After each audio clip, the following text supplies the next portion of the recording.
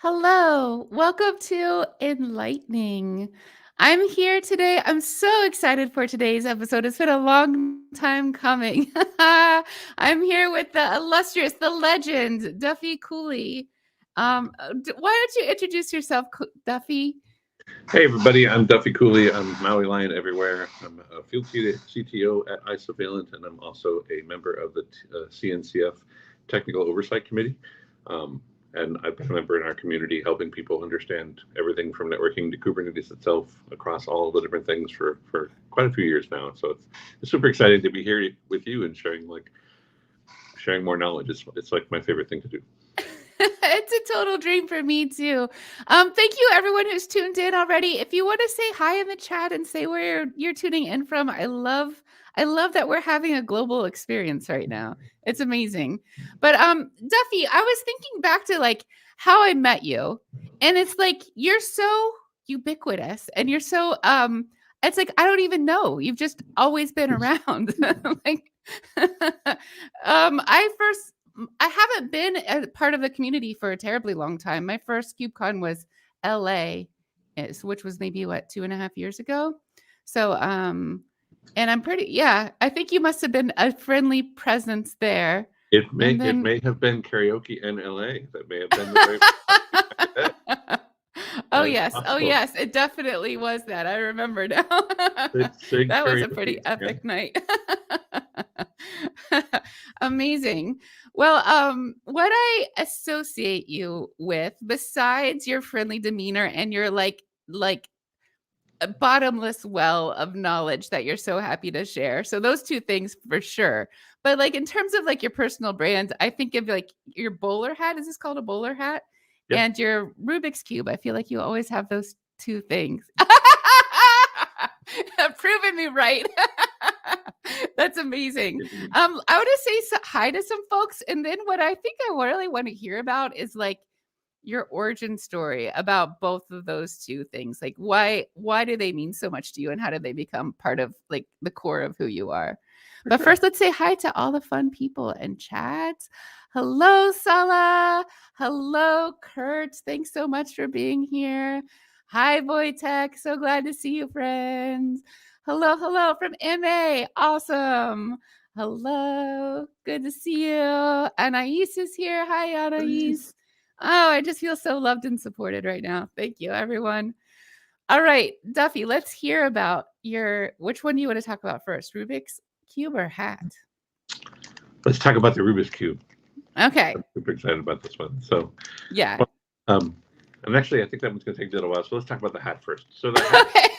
the hat thing, like, I initially wanted something that, like, um, made it easy to spot me in a crowd because, like, when I take the hat off, I'm just another guy, like, in the crowd, especially like at a thing like KubeCon.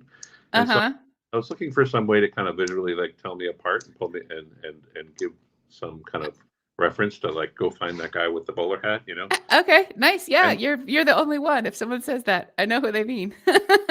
and the incredible advantage of that is that I can take the bowler hat off when I'm incognito, and then I'm just And then another guy walking around. and then you're Clark Kent. Super nice. So it's like ready to talk to everybody in the world. Maybe I Ah. want a little break. Like That's brilliant. I don't think I have a brand that type of brand. Yeah. I definitely don't have a thing I can take off and turn it off, I don't think. yeah, I'm and I just do me. feel like Yeah. even without the hat, I'm pretty approachable. Like a lot of people Yeah. recognize me even without it, but it's. I think the hat was actually just my attempt at trying to make it a little bit easier for people to recognize me, and I've used Yeah. it several times in posts before the show, like in videos and stuff before KubeCons and other conventions and things like that. And said, hey, if you Uh-huh. see a guy that looks like this with a hat like that, you say hello. Like let people know. Yeah, awesome. Then now we're gonna dig in on Rubik's Cube stuff, but I want to say another round of hellos to people. We have a lot of people rolling Yeah, in. let's So do it. Code with Sean's here. Good to see you again, friends. Thank you so much. Adrian, hello. Anai Welcome. says you are loved and supported. Oh, hearts. Swash, thank you so much for being here. Gustavo, thank you so much for coming, everyone. Hi, hi, hi. Oh, and then Anai said there should be a story of how you lost your hat in Valencia. That's a really good story. Yeah. It's a really good one. Yeah. Yeah, I probably I don't think about that one very often, but I was in Valencia for Uh-huh. Q1, and I I was actually with Bill, and I had left my hat. It was super hot, right? We're in the Uh-huh. back of a taxi. We were actually going to the contributor social, and I Uh-huh. had put my hat on the headrest of the seat in front of me.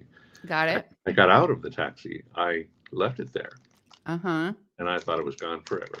Who even are you? Yeah. And Bill, I mean, I could get another one, but like Bill actually had his receipt Uh-huh. from the taxi, and I was like, well, I'm gonna try.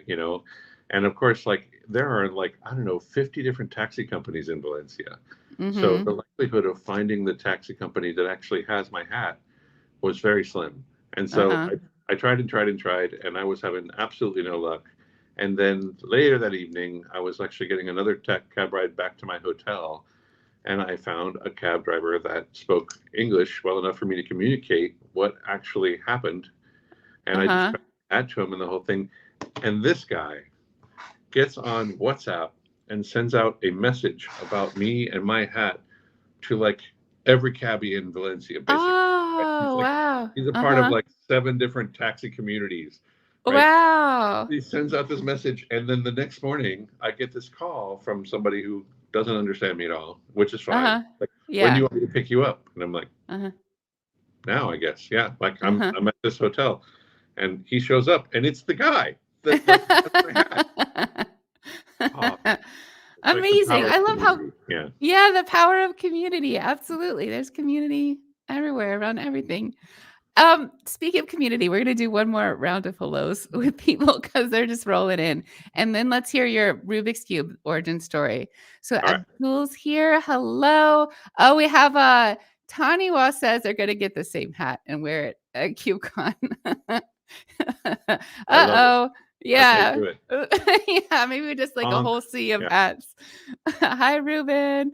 Hello from St. Louis. Cormaju's here almost every week. So glad to see you, friend. Cormaju asks the best questions. Welcome. Um, yeah, David Michael, Mark Edwards. Hello, hello. Okay. So you always have a Rubik's Cube. Something I learned from you is that Rubik's Cubes aren't always like 4x4s or even 3x3s. I think I've seen those two versions, but you had like some sort of, was it a 10x10 when I saw you And Well, could have been anything. Yeah, I yeah. have a bunch of different Rubik's cubes because, like, interestingly, a lot of the ways that you solve a Rubik's cube are related to each other. So, like, if you Uh-huh. understand, Oh. then you could Uh-huh. solve a bunch of other ones. Uh-huh. But yeah, my origin story with cubes was so during the pandemic, I had a friend, Karen Bruner, who was getting Mm-hmm. into solving cubes as well. And I Mm-hmm. was like, when I was a kid, somebody gave me a Rubik's cube and I could not solve it. The only way I Oh could no, ever yeah. solve it was like taking Peeling it the apart. stickers off. Yeah, I never peeled the stickers off. I always just took it completely apart, put it back together again. Oh, got it.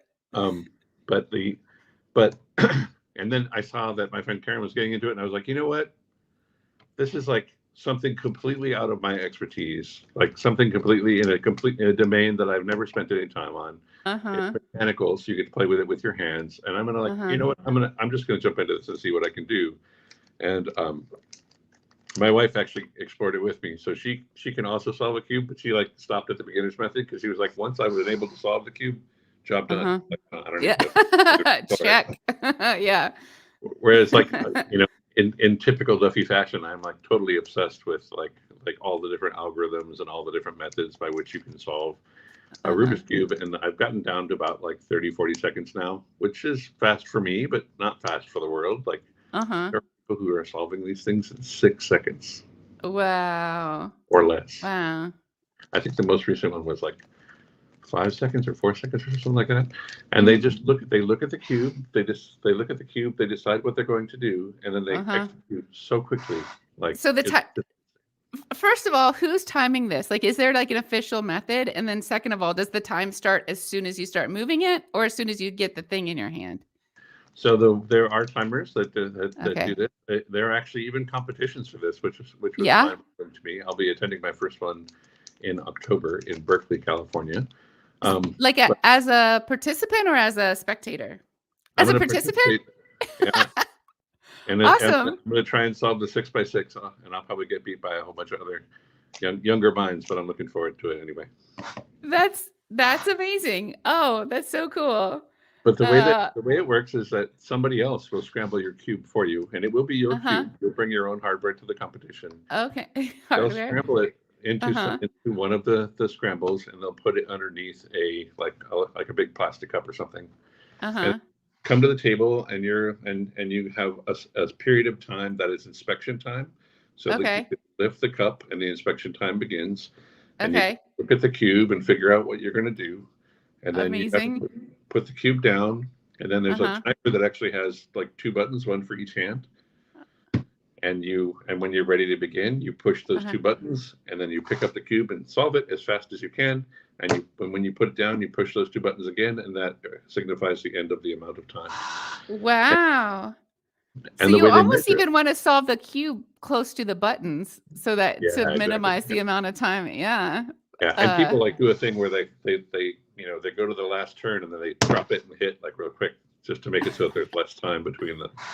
Yeah. Yeah. And Yeah. then the way they measure Making your it. time, like, so to get the fastest in the world, it's not can you solve it the fastest the one time. Uh-huh. When they are measuring your time, you have to actually solve the cube. I think it's like, I want to say it's 5 times. Yeah, it's 5 times, 5 scrambles. They drop your slowest solve and your fastest solve, and they Oh. average the remaining, and that is your time. I like that. Because then it's not the luck of the scramble. It Exactly. has more to, yeah, that makes a lot of sense. Um, okay, we should get down to business. We're having this too much fun. We gotta All right. stop. What I would love to hear from all the super active chat today is what do you know already about, I guess, networking generally and Kubernetes networking specifically? What are you doing that's Kubernetes networking related? So I guess that's like, what do you know about your different Kubernetes service objects or ingress or service mesh? What do you know? What are you curious about? That's Yeah. what I'd love to hear. Yeah, I'd love to hear that too. It seems like it's an entire world of things out there. Kubernetes like provides a lot of like the basics, Uh-huh. but it's amazing how many different options there are out there. For all of these different topics. It's Just wild. like Rubik's cubes. Lots of different options, lots of different approaches, a lot of different ways to solve. It's Exactly. I can see the relation. Yeah. Okay, I'm gonna start moving behind the board. But Duffie, one thing that is pretty cool about you is that you're part of the TOC. So it's the Technical Oversight Committee of the CNCF. So what does that mean exactly? What does the TOC do? Tell us about that while I move behind the board.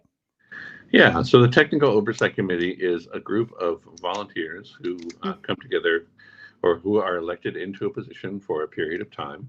And then in that position, they work on evaluating projects for inclusion into the CNCF. And the CNCF, when it selects a project for inclusion into the CNCF, it will actually you would grant the trademark to the CNCF, and then the CNCF will take care of that project's trademark, making it so that it's a neutral third party that owns the IP and the trademark, so that you can attract developers from all over, from different companies and that sort of stuff. We also worry about the health and maintenance of those projects. Like, how do we make sure that the project is developing in a way that actually has maintainers that are supporting it. We provide resources like webinars and other things like that that actually give you a position to go and talk about the project. Obviously, in the KubeCon, there's like an incredible space where a lot of the projects that have been included in the CNCF actually have an area where they can go and have a booth and talk to everybody at KubeCon about that project. Cilium is one of these projects, actually. So Cilium was donated to the CNCF and is being managed by that. I have questions. I have a statement. One is, you can't see me anymore. You could see me though. What is the statement? Yeah, that is. I just lost my. That just means I need to restart the light board. But let me ask my. Yay. I am a host on Cloud Native Live now. That's relatively recent, just in the past few months. So when you mentioned the CNCF webinars, yeah, I've become a part of that. And then I have a question, like, is there a big backlog of projects that want to be in the CF? Yeah, big eyes, yes. Like, what's that backlog look like? And how do you prioritize which projects you're going to evaluate first? That's great. A couple of absolutely great questions. And it really does present a challenge. And in fact, I'm up here in Seattle. I'm up here in Bellevue, Washington today. The last few days, I was meeting in person with many of my cohorts in the TOC for the first time. So that was kind of, that's been super amazing to kind of spend some time with a bunch of my other friends who are working as part of this organization. Totally. And those topics that you mentioned are actually absolutely the very topics that we've spent a bunch of time discussing and figuring out, like, going forward. We have not seen the demand for projects to be included in the CNCF ever really reduce, right? We see more and more projects that want to be part of the sandbox or want to come in as part of incubating or moving into graduation, all of that stuff. And so, as you can imagine, like, a lot of that work, what we're working on at the moment, what we're defining at the moment is how much of that work has to be hands-on by the TOC members themselves, and how much of that can we delegate to tags, and how technical can we say what tag? Perfect. Yeah. Yes. And so, like, it's exactly that question. It's like, like, we understand that, honestly, like, we're not doing a terribly good job of scaling, right? Like, when it comes to having so many projects that we have to prioritize and work through, and we have to do due diligence on those projects. We have to understand, like, is it a project that has, like, that has adoption already? Is it a project, like, where in the life cycle of that project is that project? And do we see a path forward for that project? Were we to include it in the CNCF? So yeah. And then some projects in the CNCF, like when I try to recruit guests for this show or for You Choose, sometimes some projects seem a little like a ghost town. There aren't many people talking about it, maybe, or I can't find someone. And some of that may be just like they're not in a country that's at different hours or whatever. But some of that I think is like they're not really maintained anymore. Like, do you have a process for projects that maybe are coming to an end of their lifespan? What's Yeah. yeah. Mm-hmm. Yeah, we do. We do have an archival process that is documented. I think there's more work to do on the documentation of that particular element.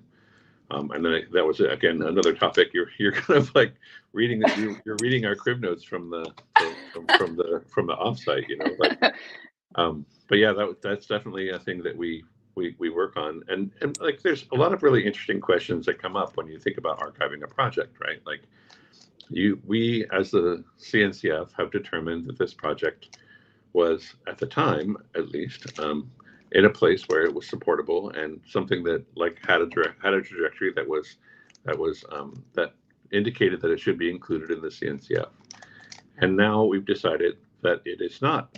It's no longer in a healthy state, and that it doesn't seem as though like anyone's responsive for the project. And then the questions are like, well, is that true because the project is just super stable? Like, has it actually addressed the problems that people have? And so its release cadence has slowed down, but fundamentally there's still a lot of people using it. Yeah. You know, like it hasn't really experienced too much. It hasn't experienced new innovation, or it's not growing in a new direction. It's just maintaining its path on the problem set that it was trying to solve originally, right? And if so, like we probably don't want to archive that project, because if we do archive it, it basically means like, you know, if you go to GitHub and you see a project that's been archived, no more commits, no more comments, no more tickets. Yeah. And that's pretty final, right? So it becomes, it opens a lot of questions about how do we do this in a way that is equitable without we don't want to we certainly, like, one of the rules is like do no harm, right? Like we don't want to actually harm a project that could potentially get picked up and worked again. Now, there's no reason why we couldn't take it back out of archive. Okay. Right. It's just, you know, thinking through the ramifications of the process around that is the work of a committee for sure. Yeah. Absolutely. Let's get closer to business. David Michael answered our has thoughts about from our questions earlier. David doesn't know much about networking, but I know enough to get the idea that observability that EPF provides is what makes Cilium special. So that's a little, and it makes understanding networking in Kubernetes easier. Shrug. Yeah. So David seems excited to talk about Cilium and eBPF today, but I understand that we're going to start. Well, at least for me, what I would like, and Kormaju has a question. Where do we need use networking and eBPF based networking in Kubernetes? Yeah, networking. Okay, yeah. Yeah. I think that question is actually probably on the table, because we're going to be talking quite a bit about just Kubernetes networking concepts in general. Yeah. But if you want to hear more about like the Cilium stuff, I think you should check out the Echo office hours that we do once a week. Like that happens on Friday, and it's also a live stream.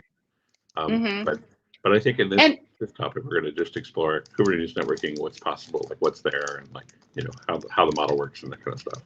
Yeah. And this episode is meant to kind of lay some groundwork, because I'm hoping to get into service mesh for the next round of Enlightning videos. So we'll definitely do a Cilium focused episode for sure. So that's probably coming up this fall. And then with Kubernetes networking, to just start this conversation, I'm relatively new to tech. So I really basically started in 2020 learning Kubernetes stuff.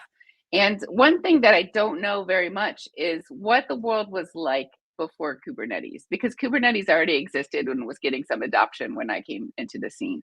So what were y'all doing before the Kubernetes networking model is where I would like to start, please. Yeah. Actually, the first time I was ever, I ever worked for VMware was actually part of an acquisition of a company called Nicira. And Nicira was a company in which we effectively invented network virtualization. And let's take a step back and talk about like what that is and why it was important at the time, and then we'll kind of talk about like what people were doing around all of it. So when I first came into the scene, virtual machines were taken off, right? People people had hypervisors. There was the VMware hypervisor. There was a hypervisor by Citrix. There were there was KVM. There were a bunch of these sorts of solutions. OpenStack was starting to happen. We were starting to see a lot of pressure on hypervisor companies to create sort of like an API-driven mechanism to be able to give people access to create these virtual machines programmatically and to manage them. And then as part of that, of course, if you have a virtual machine, just like any server, you want to network it. And that was the work that we did at Nicira. Was we kind of worked on the Neutron project with OpenStack, and we came up with a way to create virtual networks for virtual machines that would allow for connectivity between these things. And we did that by actually creating a software networking switch that was called OVS, Virtual Networks for Virtual Machines. And we had a software switch that we called OVS, like Opera Victor Sam. Okay. And then we built orchestration software to manage all of those software switches. Okay. OBS software network switch, virtual network switch. Victor, OVS. OVS. Yeah. What does it stand for? Open Virtual Switch, actually. Okay. I do my best. Yeah.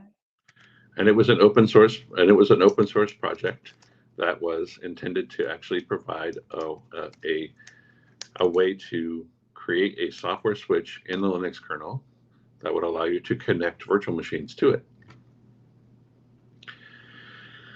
Now, at the time, when we think about these virtual machines, it's basically not really a change in paradigm other than being able to create more virtual machines per real machine, right? Mm-hmm. That change of paradigm was huge, because then you didn't have to wait to get more servers in. You could just, turn more virtual servers on, and then you would have access to that. And that was like a pretty big change in our industry. But the way that we consumed virtual machines was the same way that we consumed like physical machines. We would put applications on them. I'm going to make this one a web server. I'm going to make this one a mail server, right? And if I want to put multiple applications onto the same machine, I just have to use a different port for the application's listening port. So this is a machine. It probably doesn't matter if it's virtual or physical, right? Yeah. And then we have different apps on our machine. So like a mail server and a web server, we'll say. That's hard to write in here. Okay. All right. I'm just going to do app 1 and app 2. Perfect. Even though that's boring. Yeah. So app 1, we'll call it the cat app. So it does have like some sort of meaning. It's a cat. Yeah. Okay. So, and then that would have a port number. Yeah. Let's say like port 80. Okay. It's where all the cat memes come from. You go there on the internet, and that's where the cat memes are. There's a website my son and I liked when he was a kid called Stuff on My Cat. It still exists, but it just serves like different pictures of cats, people who put stuff on their cats. And then port 80, how does that, does it matter how that's accessed externally to this story? So typically that server would have one IP address allocated to it. Okay. And when you put more than one application on it, you're going to use a different port associated with that same IP address. Mm-hmm. Okay. And that way, you could put that IP address in your DNS servers and say, this is the cat server. And if I want to access the cat app 1, or maybe this is the animal server, and if I want to access cat app 1, I have to go to IP address port 80. And if I want to access the cow server. Yeah, nice. Yeah. Then I have to go to port 81 or some other port. Okay. And interestingly, this method of actually giving each application its own port, when we started getting into containers, when we started developing a different mechanism for consuming things, like containers started kind of coming along, and the way that we started thinking about them we followed this same method where we would actually use a different port for every application that we deployed on that server. But instead of putting the application down in the form of like app one or app two as like a Debian install web server or Debian install cat server or Debian install cow server, we would actually create a container with the software inside of it and put it on that server. So the containers still, they didn't have their own port, their own IP. They had their own port. Okay. Yes, yeah. So typically that, like when we first started out doing this kind of stuff, we would actually, we would still just we would still separate them by port. That's how you were going to access the application. Now, and that was actually like when I started playing with another technology called Mesos, MESOS. That's what I was doing after I left VMware. I went and worked on Mesos for a while. And in Mesos, we had basically that same scenario where like Mesos was an orchestration for deploying containers and workloads onto servers. And when you did it, you had to say like what port you wanted those applications to bind to, because you now have to basically, you only have so many ports in a server. Yeah. You can't conflict. And so you had to like actually be very careful about how you were going to address those things. So we probably, maybe it makes sense to talk about the problems of doing this way so we can understand what problem the networking model is solving. Does that seem good? Yeah. Yeah. And so the problems that we had here were that there's a limited number of ports associated with any given IP address that you can use.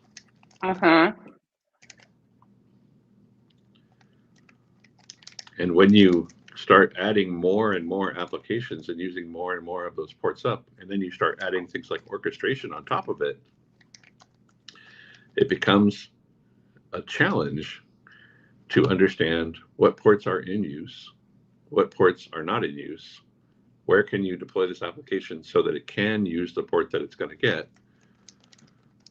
Does the application itself even support binding to a different port? Like not all applications do. Oh, yeah. So it introduced a bunch of real challenges because like we had to like, when we started doing this at scale, when we started deploying these things across like this port to IP mapping at scale, things became really kind of a bit of a struggle to maintain.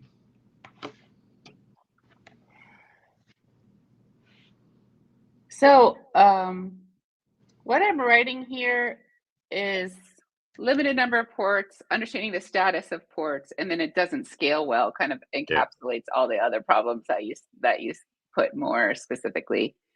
Is there anything else that you want to say here? I think those are the big takeaways. Yeah, like I think that was the big part of the struggle, was like it wasn't really getting the IP address to the server. The problem was when I want to put multiple applications on that server, I start running into problems because I'm limited in my ability to understand, what I've used, what I haven't used, what's still available, especially at scale. Yeah. Okay. Excellent. This is so good, Duffie. I'm so happy already. Yay. Yay. We're doing it. So next up, we have a link, I think that we're going to put in there. It's called the Kubernetes network model. Let me hop over to my notepad. All right. Dropping it in the chat now. All right. Cool. So this link takes you to a page on the Kubernetes website. And the page actually talks about the Kubernetes networking model. And the first thing I'm going to point out here are these two bulleted points, which say, the first one is pods can communicate with all other pods on any other node without NAT. Without what? Without NAT. Network address translation. Okay. So all pods can communicate as peers on any other node. All right. So is this like a Kubernetes network model? Is it like a series of rules? The Kubernetes networking model is basically like taking what we learned from all these other networking models and coming up with a way that we think is a reasonable implementation for containers in the Kubernetes ecosystem. Excellent. So every Kubernetes cluster will follow this networking model. And understanding it, I think, is kind of helpful to understand. Like, this is why I wanted to go through the history, because like this way you can understand like what the challenges were we had before, and then you can understand, like, you know, well, so what did we do instead of all of that, right? Yeah. We have some comments. We have Jasmine's. This is already so helpful. I love it. I agree too. And Kerwin says, this is incredible. As a virtualization engineer by trade, I can think of so many use cases. Yeah. So awesome. Yes, yes, yes. So all pods can communicate with every other pod on any node, right? You said? Yeah. Oh, and I forgot to actually, there's one other bullet point at the top, but it's okay. We'll put it as number 2, and that is every pod in the cluster gets its own unique cluster-wide IP address. Okay. Every other pod on any node, I think is important to say. Every pod gets its own IP address. Yes.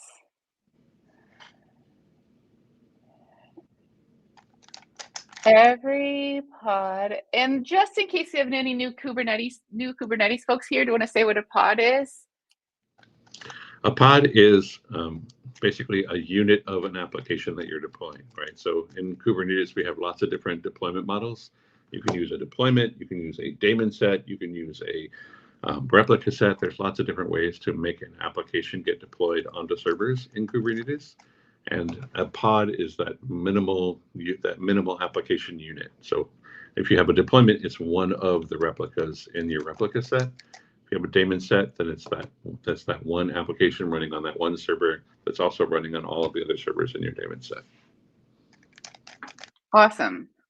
So every pod gets its own unique cluster-wide IP address. And then all pods can communicate with every other pod on any node. And finally, agents like the kubelet, for example, can communicate with all pods on that node.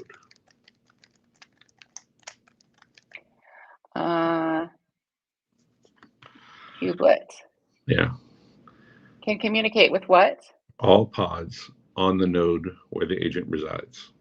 Okay. With all pods on the node. Cool. And then on the first bullet point, you want to say without NAT. That's the last piece of it. And what is NAT? So network address translation. It's a mechanism that we could use to make it so that when we're passing traffic back and forth between networks or between, across networks, we can actually do a port address translation that allows us to say, when traffic is coming from this thing that I know on the left side and it's going to the right side, I'm just going to map it to an IP address that is known on the right side on a given port. Very similar to the way that we were doing that port game before, but just for communication between networks. Excellent. Cool.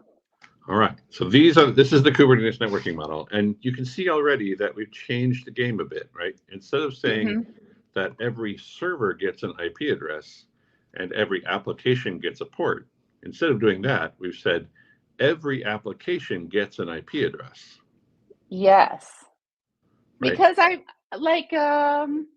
is there any consequence to doling out a ton of IP addresses? They seem cheap. There can be, yeah. I mean, it's definitely there can be. Okay.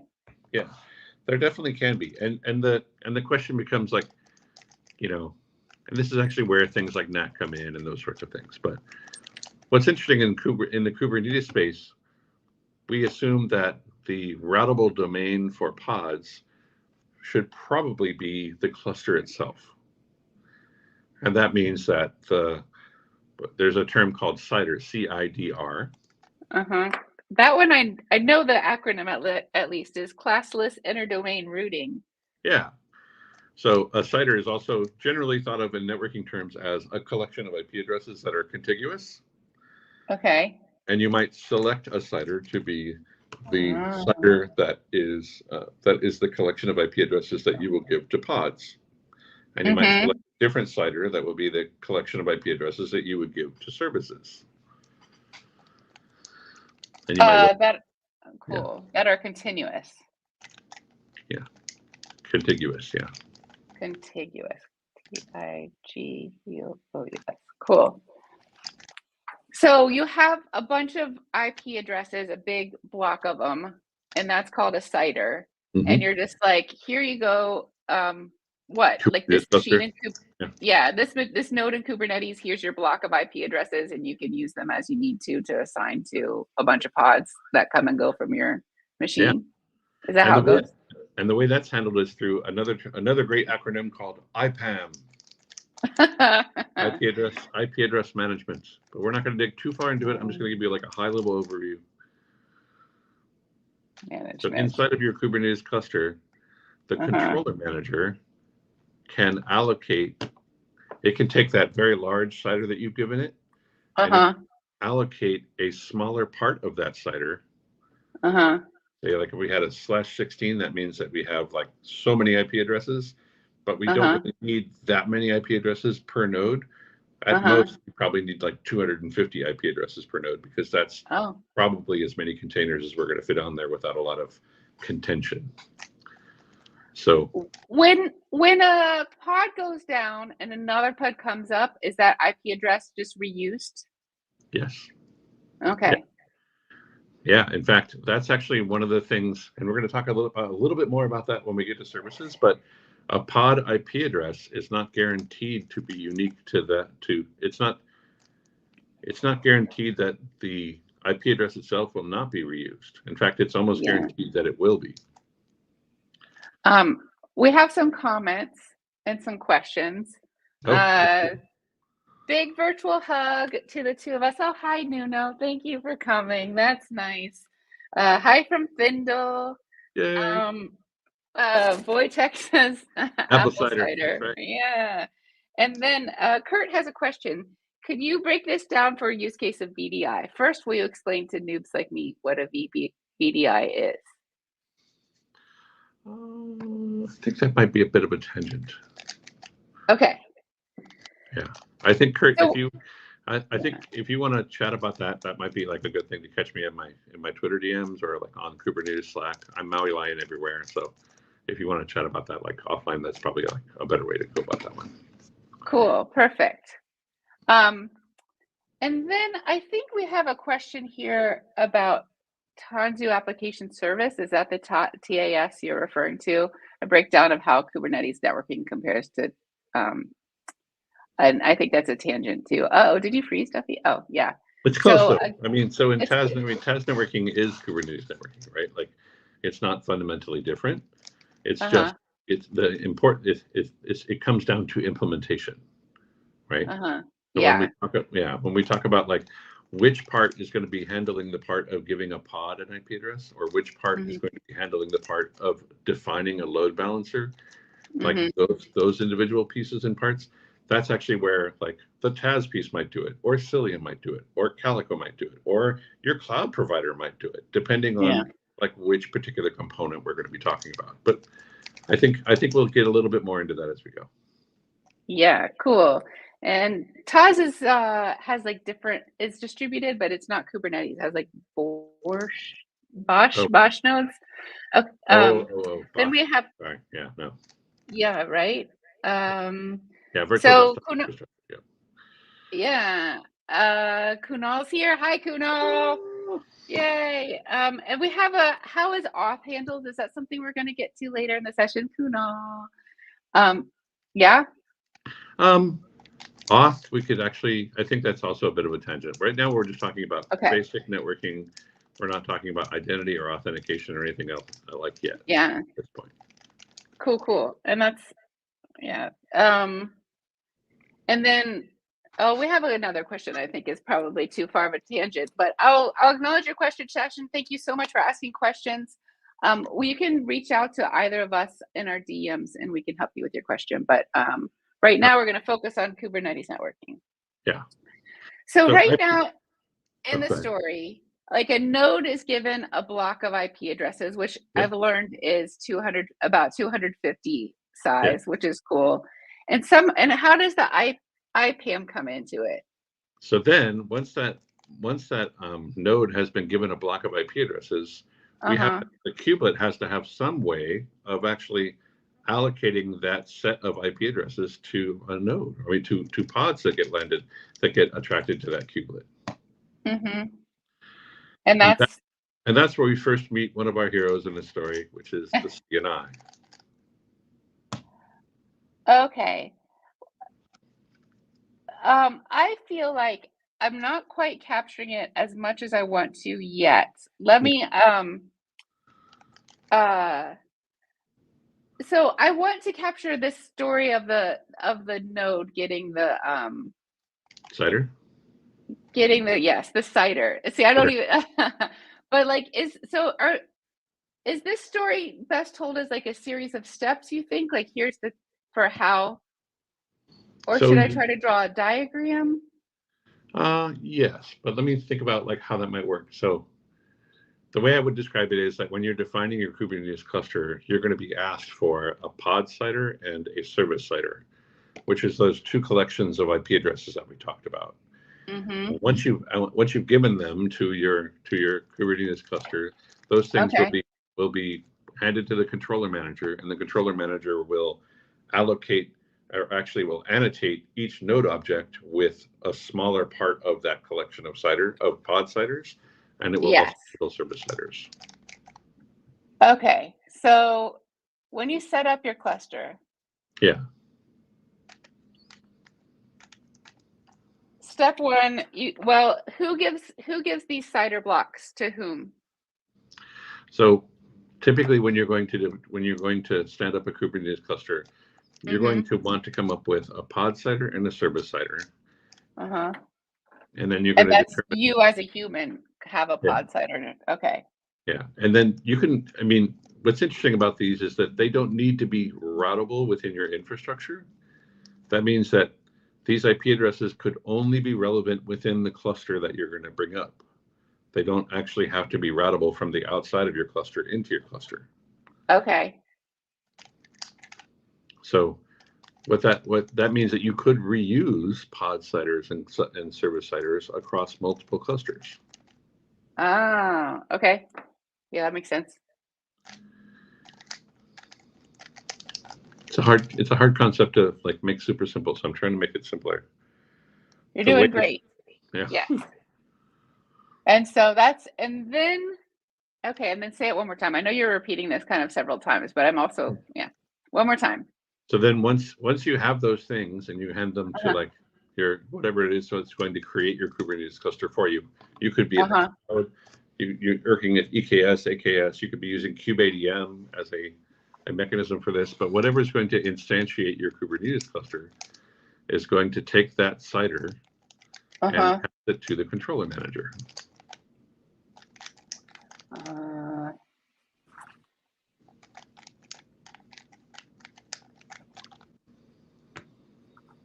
Okay, so controller manager gets the CIDR blocks. I hear you doing your Rubik's Cube. I love it. And this is the way that it's been done for like a long time. And then the controller manager will allocate from that big CIDR a much smaller CIDR, and it will allocate that to each node. Oh, okay. And is that where it uses the IP address management, IPAM? Exactly. Cool. But once we actually get to the node, then we're going to talk about IPAM. We're not there yet. And the way that the controller manager does this is it will annotate the node object with the smaller CIDR.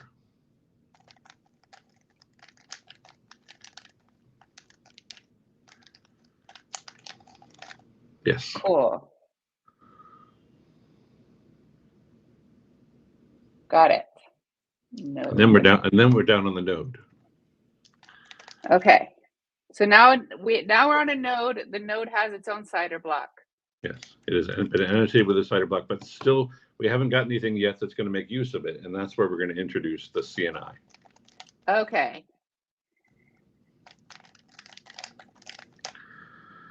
CNI time. So by CNI, container network interface. Correct. I should capture that somewhere. And we have a question. Okay.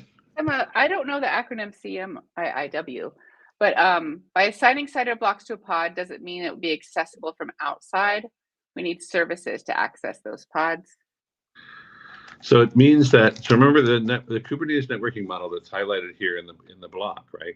The only guarantee is that pods themselves are able to communicate back and forth across all of their nodes, but there's no guarantee that you'd be able to access a pod directly from the outside world. Now we'll get there. Yeah. Okay, so now it's CNI time. We got a node. That node has a small block of CIDR, probably around 250 IP addresses. Yep. Mm-hmm. Block of CIDR is probably not how you say that either. It's just a small CIDR block. Yeah, CIDR block. Yep. Yeah. Okay. Cool. So then what happens is, like, when we think about the way that Kubernetes works, like, let's just take a little quick sidebar. If we start, when we bring up a Kubernetes cluster, before we install a CNI, say we have not installed a CNI, no CNI came with the cluster that I created. If I look at the nodes, they're all going to say not ready. Mm-hmm. And they're going to say not ready because there isn't yet a networking implementation on those nodes to make them ready. And that's why if you bring up a kind cluster or some other cluster and you don't have a CNI deployed, even in cluster API, for example, you're going to see a bunch of nodes sitting in not ready. The core DNS pods are going to be sitting in pending. Nothing's going to happen yet because you need this CNI part to be resolved. Because the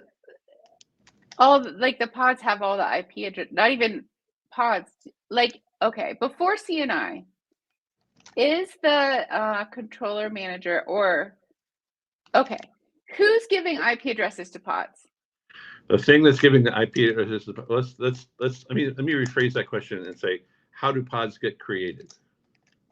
Pods get created. It goes into etcd, the API servers, the scheduler. I'm going down the list. You create the prod object, in one of those means, right? And then the kubelet is watching for when those pods get created, and it says the scheduler associates those pods with a given node. Yeah. And the kubelet on that node sees, oh, I have to create this pod, and the kubelet is the one that creates the pod. Okay. And the way it does that is it looks at that pod definition, and it says, oh, this is a Docker image or a Quay image, whatever, an image that I need to start up. I need to actually handle it. Mm-hmm. And it will actually make a call out to the CNI.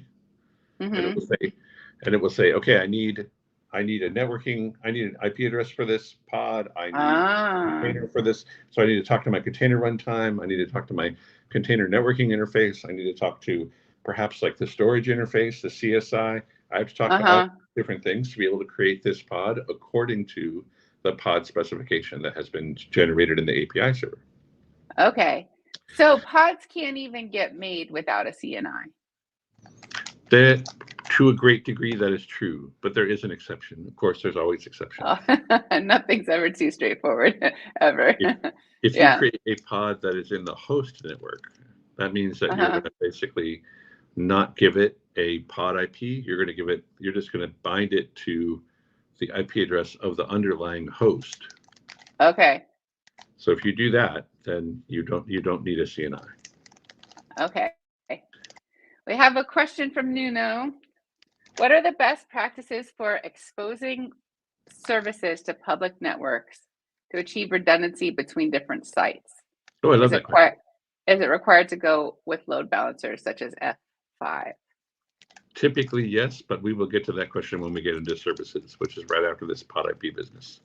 Okay.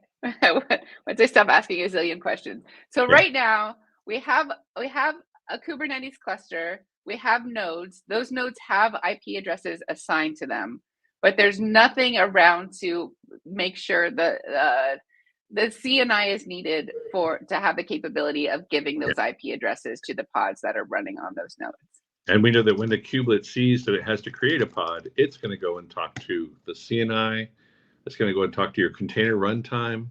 It's going to go talk to your container storage interface. It's going to go talk to all of these things that it needs to go talk to be able to instantiate that pod for you.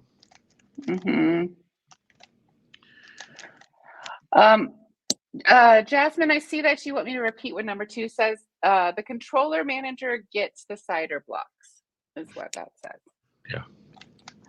When a kubelet makes a pod, it talks to CNI, CSI, CRI. CNI, CSI, CRI. I don't know. Controller runtime interface. Sorry, no, container runtime interface. Oh, yeah, I do know that. I just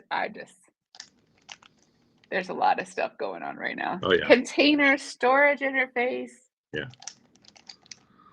And then back when Kubernetes was first created, these didn't exist so much, right? It was just like you had to use Docker. There was no like runtime specification. Were there other like hard like implementations you had to use of these things? So the CNI began as an extension of Kubernetes. Initially, it was actually just it would create these containers and it would make them a part of the Docker bridge. Oh, okay. But then, some work was done to introduce the CNI as an interface that would allow for other container networking implementations to be defined. Cool. All right. So when a kubelet makes a pod, it talks to all of these interfaces, these standardized interfaces, and it makes a pod. And when it talks to the CNI, it says, I need an IP address for this pod. And the CNI will actually handle the IPAM, right? It will see, okay, well, what is the CIDR block that this node has? I have this pod CIDR block for this individual node, and I'm going to pick one of the IP addresses that is not in use. That's where the address management part comes in. Mm-hmm. Allocate this to this new pod that is being started up. So the CNI basically, is it too simple to say the CNI replies to the kubelet and tells which IP address to use? Is that okay? Yeah. Okay. And it will also handle some of the heavy lifting of creating a network namespace, putting a vSphere together. We're not going to get into too much detail there, but like it will handle all of the bits and parts needed at the system level to be able to make that pod have that IP address. Okay. Is it okay not to capture that here, or is it important to the story? Yeah. Okay, cool. And other things is what I will say. And other things, yeah. All the lower. Right. Yeah. Okay. And the same thing would happen for the container runtime, and the same thing would happen for the CSI. Like all of those things, they all kind of like handle all of that. Okay. Cool. And now we have a running pod. And now I have a pod. Yeah. And that pod can talk to any other pod without NAT across the cluster, because we've made it so that now how does that work? Let's talk about that for a minute. I think that'll be interesting. Mm-hmm. Yeah. I'm a little worried about board space. How do you feel about that? Yeah. Well, we'll be fine. It's gonna be great. I think you're right to be a little bit worried. I think we're almost to the pod part, but I think that we're going to talk about services next. Okay, cool. All right. Now we have a pod, and the pod's connected to every other pod. Cool. I'm listening. Okay. So we've said that every pod should be able to communicate with any other pod. Uh-huh. And if we think about the networking element of this, what that means is that we have to have some way of getting the traffic from a pod on one node to another node where the destination of that traffic might be. Like if it's a pod on one node and a pod on another node, how do we actually connect those two pods to be able to communicate with each other? Yeah. And there's lots of different ways to do this, right? Mm-hmm. But to break it down in simple terms, there are two ways in which people achieve this. One is called an overlay network, and one is called direct routing. Okay. Let's talk about overlay networks and direct routing, and then we'll move on to services. How do pods talk across machines? Yeah. On the same machine, it seems pretty obvious. They're all in the same routing table. Like these pods are all local, but how do I determine, like the pod I want to talk to is actually over on a completely different machine. How am I going to get there?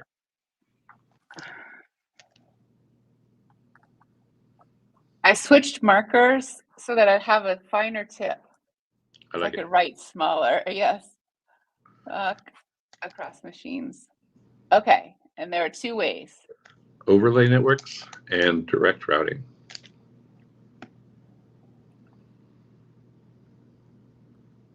Okay, and what's an overlay network? An overlay network is a mechanism where we say that as the traffic is leaving one node and headed to another node, we encapsulate it. We put an envelope around every packet, and on that envelope, we're basically saying, what the destination node IP address is, so that we can actually pass this traffic back and forth between nodes. Okay. And that way, as long as both nodes understand how to encapsulate and de-encapsulate that traffic, then we should just be able to use that as a mechanism for sending the traffic back and forth between nodes. This is the most common solution. This is like literally everywhere with the possible exception of EKS.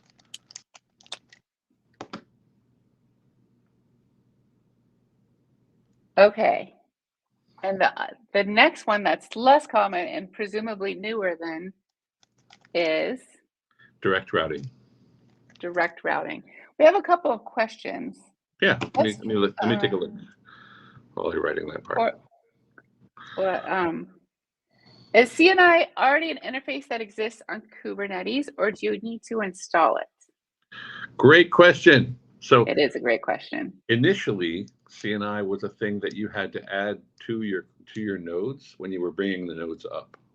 And to some degree, that's still true when it comes to functionality that you want to use for the CNI project. But now with I think it was 123, I think it was Kubernetes 1, maybe it might have been Kubernetes 122 or 123. Now CNI is the default. So it's no longer something you have to add to your kubelet. It's actually something that your kubelet is just going to know how to do. Like it's going to look for your CNI to be implemented on the node in the way that the CNI specification has identified. So that was a change. That was a recent change. And where does CNI reside? Is it part of the kubelet? Anywhere pods reside. So if you're putting pods on your control plane, you're going to want your CNI there as well, right? And most people do, right? People are like, well, maybe where do your core DNS pods reside? Do they land on your control plane or do they land on your workers? Like, do you have, do you have other workloads that are going to be part of that same pod network that are maybe like higher priority workers that you're going to put on the controller plane and not on the worker nodes? Anywhere your pods reside. Great questions. Mohammed's question is overlay network without routing? Well, kind of, because what we're assuming is that all of the nodes know about each other. So we're leaving the routing problem to the underlying infrastructure. We're not particularly concerned about it ourselves. What we're saying is we have to have enough information on each node to know, remember those IP CIDRs that we talked about, that are those pod CIDR blocks that are given to each node?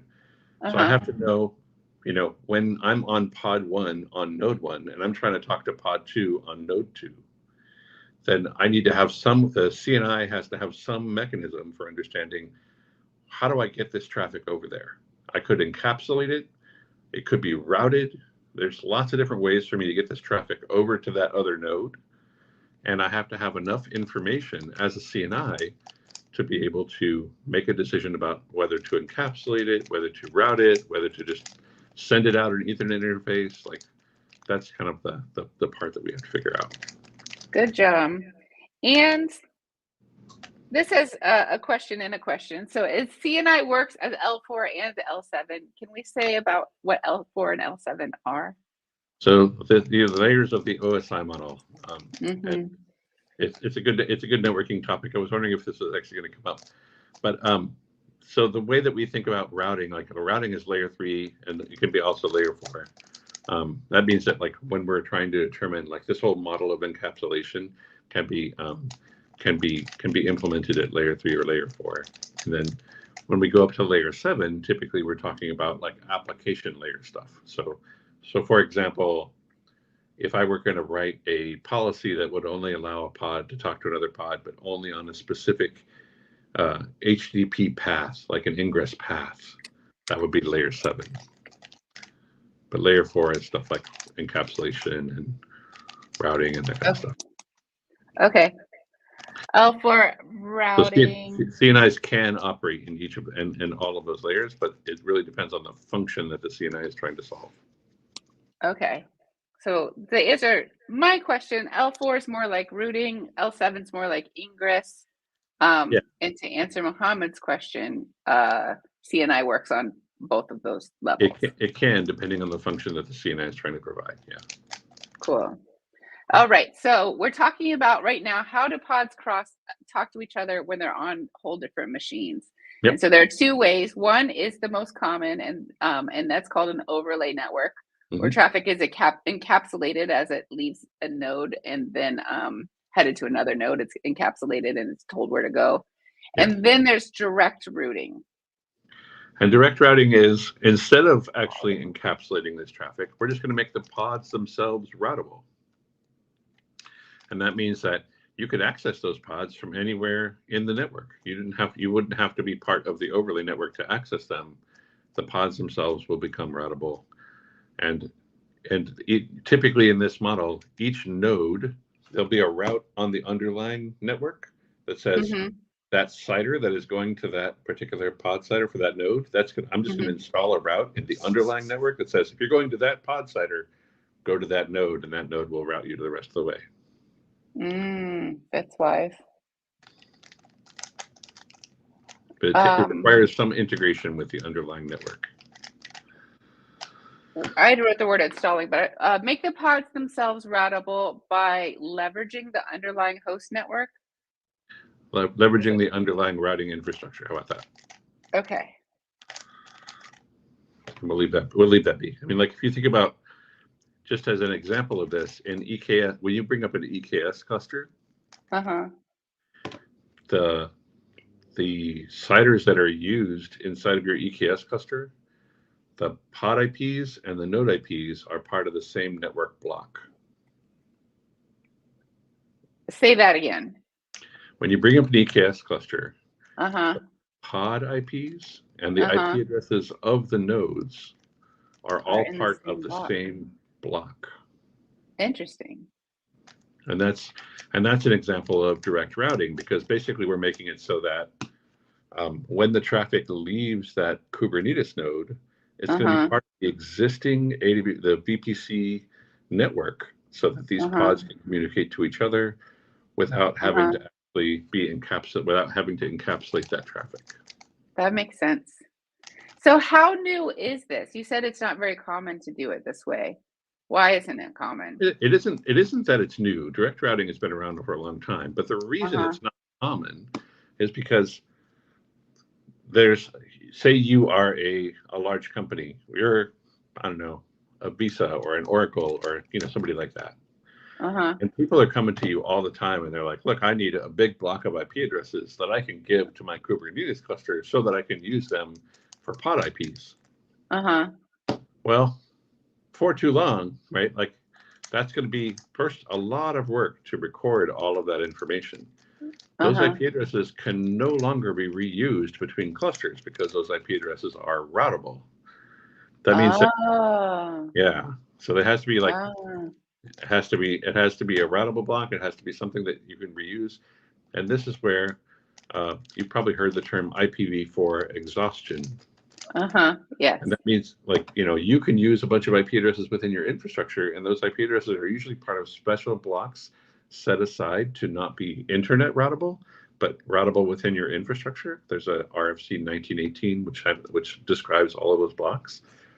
But they're limited. There's only so many of those IP addresses that you can normally use without overlapping with IP addresses that are in use on the internet. Yeah. So if you do this direct routing method, then you're in that boat, like if you exhaust them, then how do you have to figure out some way of getting some of them back? It becomes a whole thing. Yeah. The encapsulation method solves this problem because it makes it so that I could give you a huge block of IP addresses, but in my internal infrastructure, I'm going to null route that IP block, which means that I'm never going to route that traffic anywhere. Anyway, yeah. And that way, inside of my Kubernetes cluster, I can keep reusing that same CIDR block on multiple Kubernetes clusters if it comes to it, and things, because that CIDR block is only relevant within the cluster. So with encapsulation, we solve the IP exhaustion problem. Okay,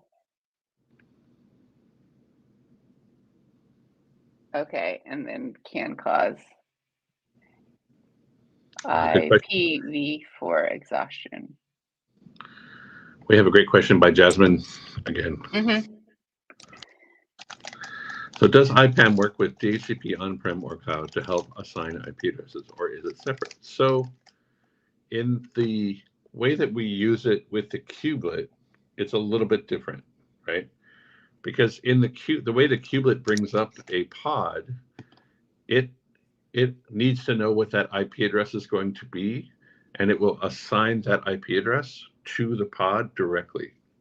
So instead of doing dynamic host control protocol, DHCP, we're actually pulling an IP address from a list of IP addresses that are available and allocating it directly to that pod, not using DHCP. DHCP is from a mechanism for when you have like servers that maybe that are coming up onto the network, and they're going to exist before the servers are going to exist before you have allocated them IP addresses. And so you have to figure out some way of allocating them after the servers have existed. And that's where DHCP comes in. And then we have another good question from Derek, which is, how does service mesh fit in? Because I thought service mesh was a way for a pod to talk to every other pod, but it sounds like they can already do that. Yeah. Service mesh is a higher order construct. And we're going to talk about service mesh probably in some future episode, but like service mesh happens kind of like up at the layer 7 layer. It's like it's a way of controlling the traffic and a way of limiting access to resources and authenticating applications at a network layer. All of that stuff kind of happens at the service mesh layer, or it can. Thank you for the question. Yeah, y'all are. Is direct routing the same as when we expose pods through services? It can be. It's an interesting question. It's an interestingly worded question. So in direct routing, what I'm describing is that the entities that are going to talk to each other don't use any form of encapsulation to actually route that traffic back and forth between themselves. Instead, that traffic is just going to be a part of the underlying network. It's going to be part of the routable underlying network that exists.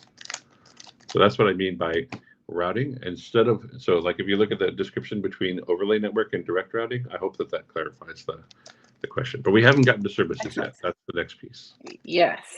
And then Nuno has another question. What's the maximum size a network can reach before the overhead becomes a problem? Oh man, Nuno's like got the good questions. But I'm going to answer this question as a network engineer, not as a Kubernetes expert. Okay. So the challenge, and it actually does tie back in a little bit, but the challenge with network sizing isn't necessarily the number of IP addresses that you would allocate to a network. That's not the problem. The problem is that typically speaking, we have things like ARP and things that actually have to resolve in a broadcast domain. Broadcast domains are the devil. Like those things are where you run into problems when it comes to scaling the size of a network. If I make a network that's only 250 hosts, that means that and I enabled the ability to have a broadcast network a broadcast domain as part of that network, to be able to resolve things like DHCP and ARP and all of those bits, then that means that there'll be this underlying amount of noise that happens constantly that is basically trying to ensure the configuration or whatever design that you're using as part of that broadcast domain. And that amount of noise basically can become like the weakest part of a network design. In Kubernetes CNIs, we do this differently. Most CNIs implement this in such a way that and actually let's talk about, like, your broadcast domain is defined by your subnet mask. So like typically on a server, you might get an IP address, and then you'll have the subnet mask, which describes how big the neighborhood your particular IP address is a part of. And that neighborhood is the size of your broadcast domain. I don't know if you want to capture this. This is just me talking about this real quick. Yeah, every time we use a new term, I'm trying to capture it, but subnet mask is kind of big to try to fit in the space. Yeah. But it's fine. How big is the neighborhood? Yeah, maybe it doesn't need to be captured. What do you think? Yeah, I don't think so. All right. But so with the way that we handle this typically at the CNI layer is that every pod's IP address is actually is a neighborhood unto itself. There's no ARP that goes back and forth between pods. There's no DHCP. There's none of that broadcast domain stuff, but it relates to pods because we know what the IP address is. We know what it's going to talk to. We're going to handle routing the traffic from that pod to some other pod without having to deal with like understanding whether the pod is next to that other pod in the networking space, like because of their subnet mask or any of that stuff. Okay. So we can actually allocate tons of IP addresses in this model because we don't have broadcast domains. I hope that clarifies. Yeah. So one pod gets from one machine to another machine because we know the IP address of the pod, the destination pod, and then we know in the direct routing case we also know the IP address of the node that the pod's on. In the overlay case. In the overlay, that's how it goes. So it's like this pod's going to this IP address pod's going to this IP address pod. And then the encapsulation is like, hey, this IP address pod is this IP address node and goes over there. Okay. And but then how's the direct? So in this in my charades, in the direct routing case, we're basically saying when that pod traffic leaves that pod, we're just going to put it out on the network, and we're going to let the network solve how to solve that problem. Okay. Cool. All right. What's next? So we've talked quite a bit about pods, and like honestly, I think this is a really good coverage of like pod networks and stuff. Yeah. I think we should probably move up the stack a little bit and talk about like some of the challenges with pod IPs. Like you brought one up earlier that I think we should revisit real quickly, which is that a pod has a finite life cycle. Right? If that pod exits or crashes or gets upgraded to a different image or anything like that happens, if there's a life cycle event for that pod, then the IP address of that pod will change.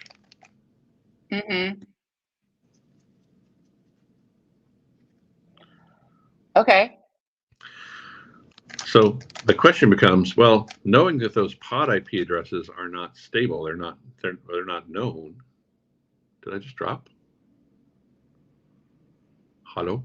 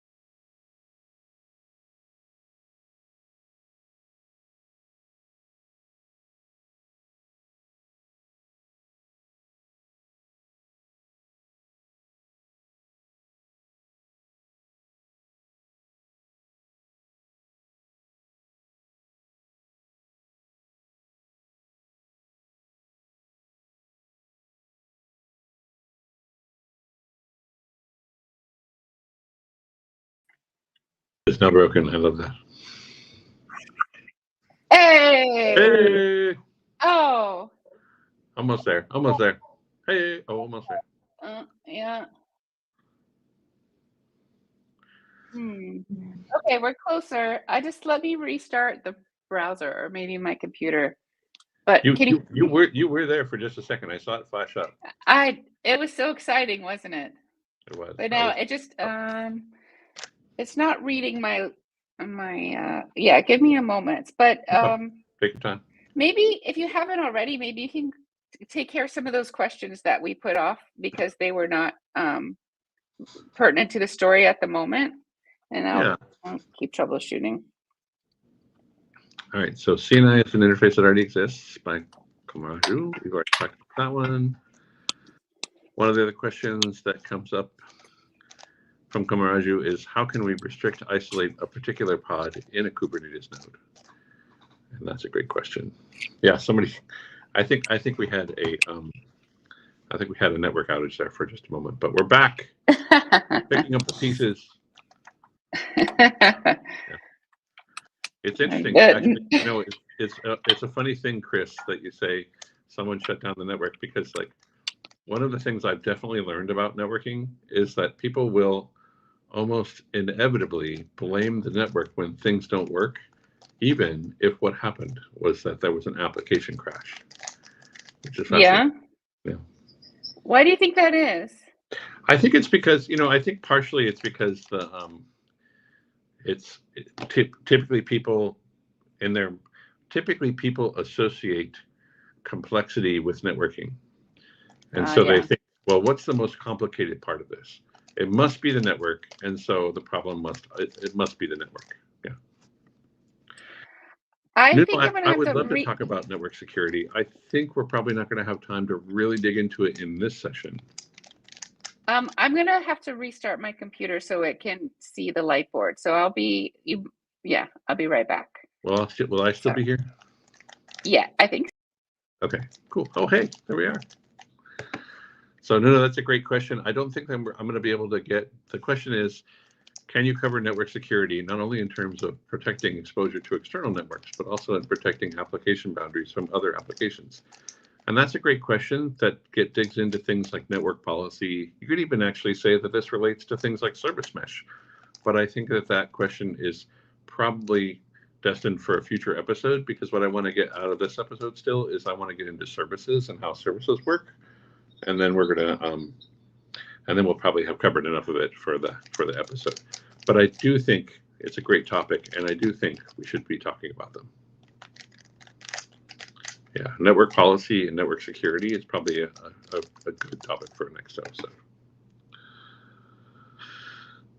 Yeah, 3.13 seconds. AvoSep says 3.13 seconds for the current Rubik's record, and I am at about 30 to 40 seconds. There's just no way I can do that at like 3 or 4 seconds.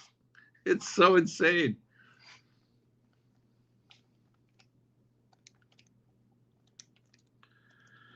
All right, what else do we have in here? It's always the network. It's true, Chris. Yes. Even though it's never the network, second only to, it must be the Go routers. Oh, wow. Yeah, it's true. Yeah.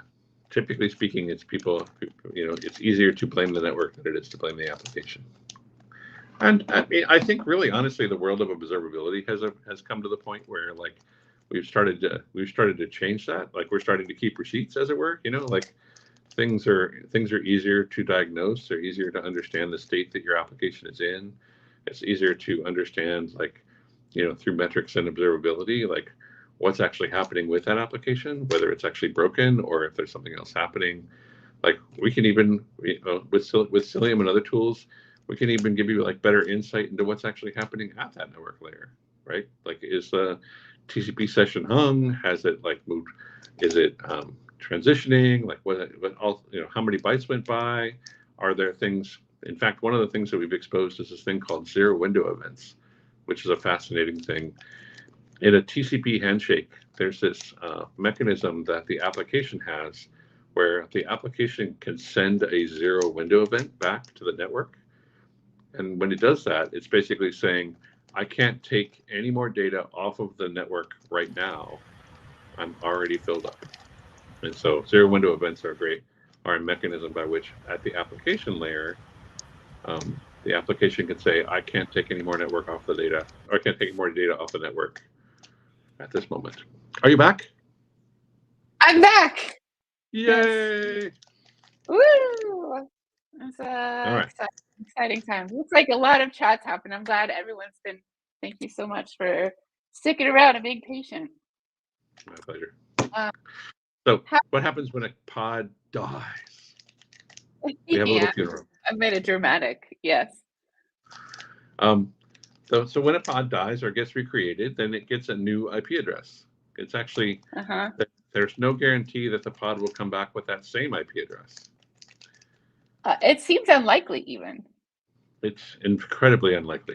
There are very few exceptions across this CNI space for how to actually handle that. But so I would say it's very unlikely. Okay. But so a pod our goal in defining this pod is to make it so that we can talk to it, right? Mm-hmm. So how do we actually get a stable IP address that will always point back to that pod? Oh, I might know the answer. I think you do. Is it are we talking services now? Yes. Yeah. Great. So you said up earlier that there's pod CIDR blocks for a pod CIDR block and a service CIDR block. Correct. Yeah. And now we're going to start talking about the service CIDR block. Okay. So because pods IP addresses are ephemeral, which means that they are short-lived and there's no guarantee that you're going to get that same IP address back. In fact, there's a guarantee that you won't. But we still have the problem of, well, I've defined an application. I've got a web server deployed in my Kubernetes cluster, and I want to be able to access it. I want to be able to have like a host name to go and talk to when I want to go and talk to that web server. How do I do that? And that's where we start introducing services to this model. Cool, cool, cool. And services give us the ability to give an IP address to a collection or a selection of pods that is stable.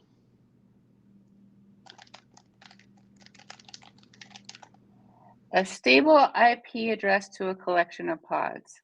Mm-hmm. And is this specifically a cluster IP? Yeah, that's a great question. So like there are multiple types of service in Kubernetes, but the most common ones are services of type cluster IP, node port, and load balancer. Okay. And what's interesting is that all three of those types of services are also cluster IP services. So a cluster IP service is, I've been hanging out in this space in a long time, and I never knew that.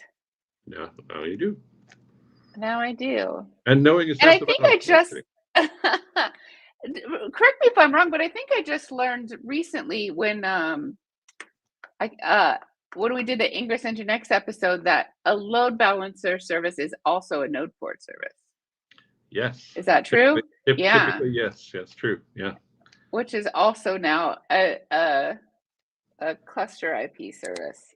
So what's interesting is that these definitions effectively stack. So if you just create a service, by default, Kubernetes will give you a service with a cluster IP. If you create a service of, let's go ahead and define these just to keep our stream accessible to everyone, no matter what their level is. Yeah. So what's a cluster IP? A cluster IP is a service, and the IP address part of cluster IP, it gets allocated from that service CIDR that we've talked about. Right. So this is an IP address from your service CIDR Mm-hmm. And basically, when you're defining that service, you're going to give it a selector that selects a certain set of pods, and that cluster IP will be implemented either by your CNI or by kubeproxy. And it will say, whenever anybody's trying to talk to this cluster IP, I will route this traffic back to the pods that have been selected, or to a pod in the selection. A cluster. So is it correct to say a cluster IP is a service that gives a stable IP to a set of pods? Correct, yes. Okay. And then the next one was a node port. Yeah. And it's stack, yeah. And so a node port service is still, it still has a cluster IP, but it's implemented slightly differently because now it has a cluster IP and it has configured each node to listen on whatever node port has been allocated. And do you remember that problem of we don't have an infinity number of ports? Welcome back to node port. Here we are again. Oh, here we are. Yeah.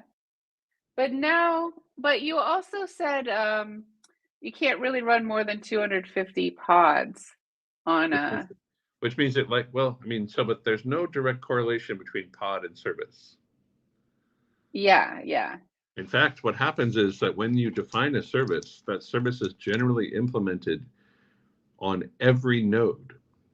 So this becomes what's called an n squared problem, right? Where, if I have 1,000 nodes in my cluster, and I have 250 pods and all of those 1,000 nodes, it's very likely that I will have a very high number of services to address all of those things. Yeah. And each node has to implement all of those services, regardless of whether the pods associated with that service are present on that node or not. What if you have like taints and tolerations or something, and a certain service can't have pods on your node? Does that node still have to know about the service? It does. Wow. But why, right? So the reason is that if say I have like my control planes all locked down, I have taints on there. I'm not going to let any other application land there. But I am going to put like, I don't know, like Prometheus or like maybe the AWS authentication service up there, so that when people are actually trying to authenticate with AWS, they can go get a temporary token from this AWS authenticator thing.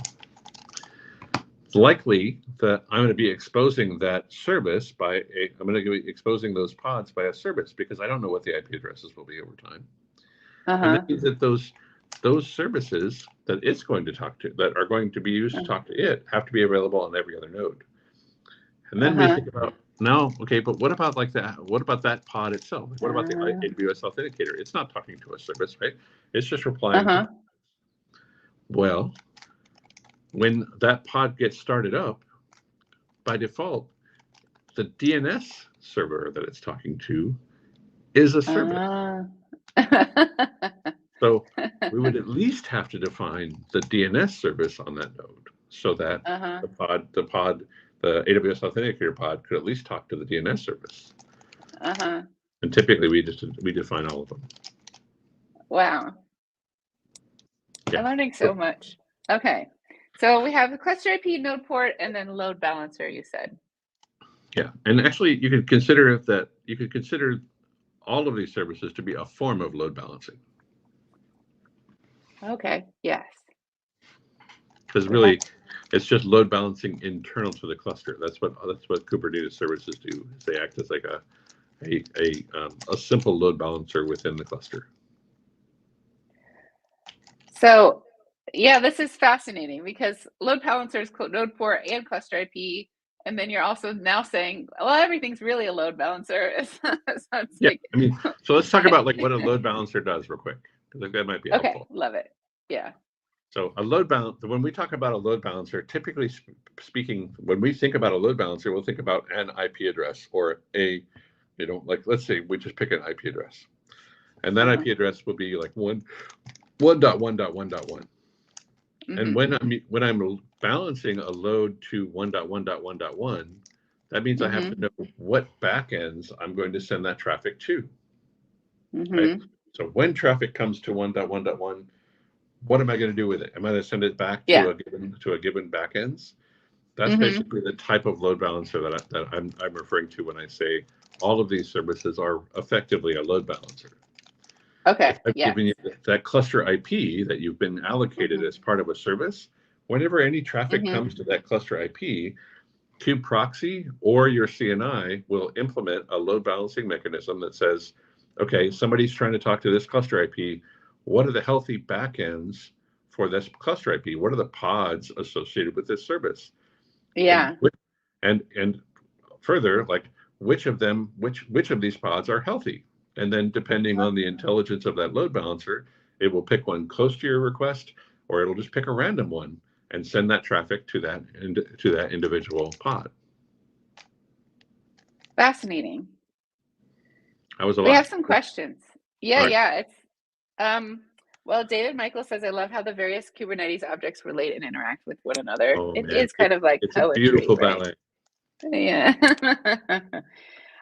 Nuno has a question. Are there any good CNIs to handle UDP traffic when a service needs to expose port numbers dynamically? So the way that pod IPs work, remember that every pod gets its own unique IP address. And that means that when you're going to route that traffic, you can totally dynamically bind to that IP address. That IP address is yours to use. You can bind to multiple dynamic IP addresses, etc. The question becomes one of discoverability. So when other things are trying to talk UDP to you, how do they determine what that SIP port is, or what that RDP or what that RTP service IP address or port is, so that when you're attracting that traffic from whatever the consumers are to your server, like how do you know what ports to go talk on? Those are the things that become challenged with dynamic ports.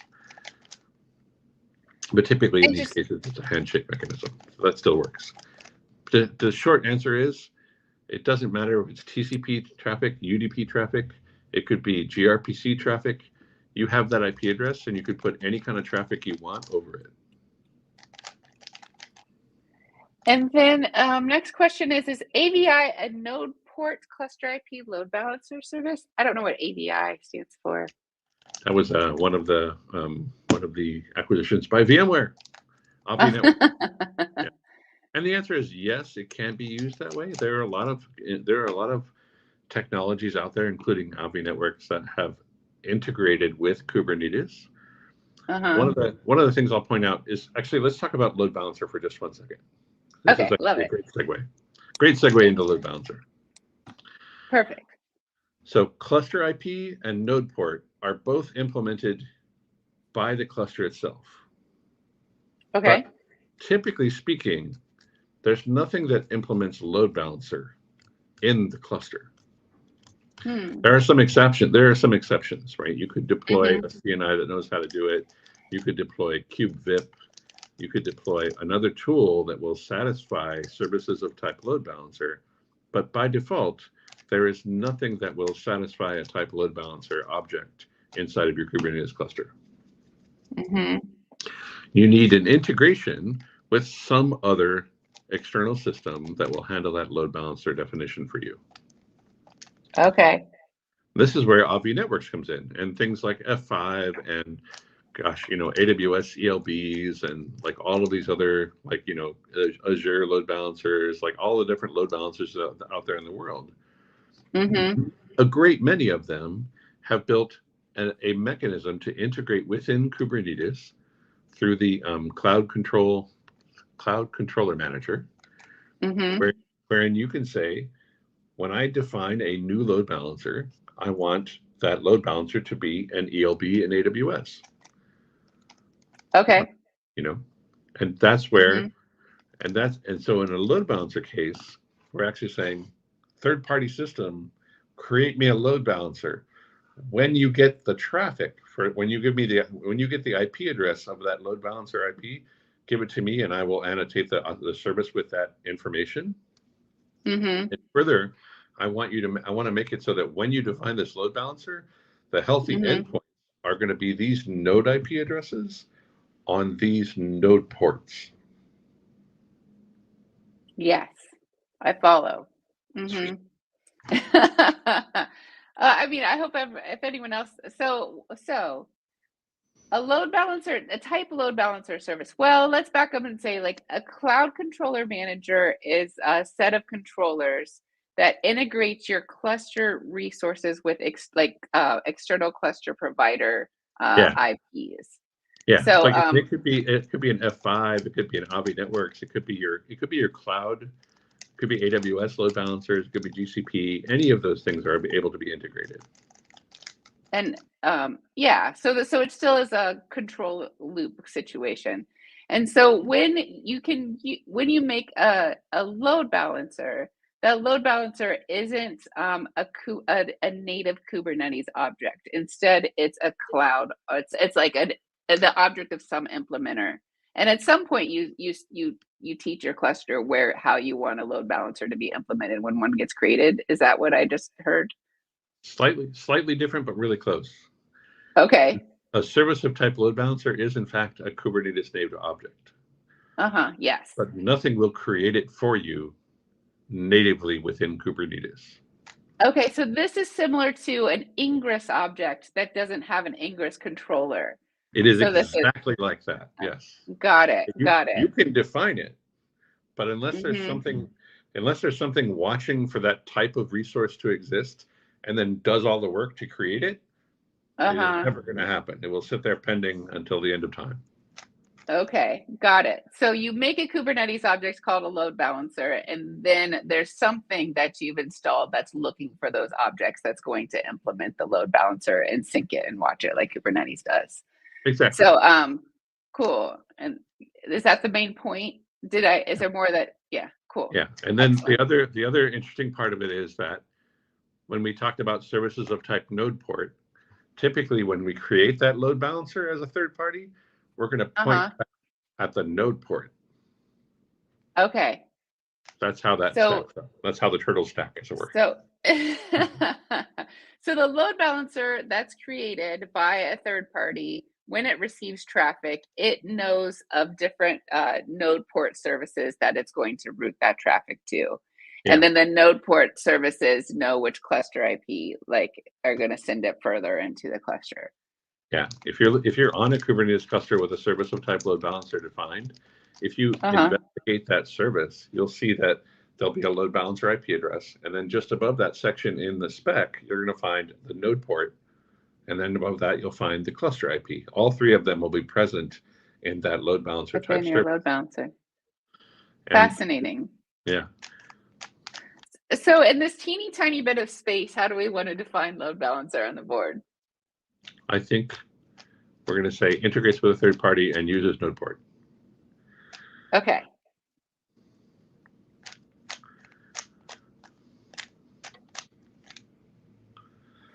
And we have some questions. One is you kind of touched on before. Can we assign a static IP to a pod? Very rarely. I mean, the easiest way to do it actually is to give the pod the host network, because then you know you're going to get the node's IP address. That's the easiest way to assign a static IP to a pod, but typically the answer is no.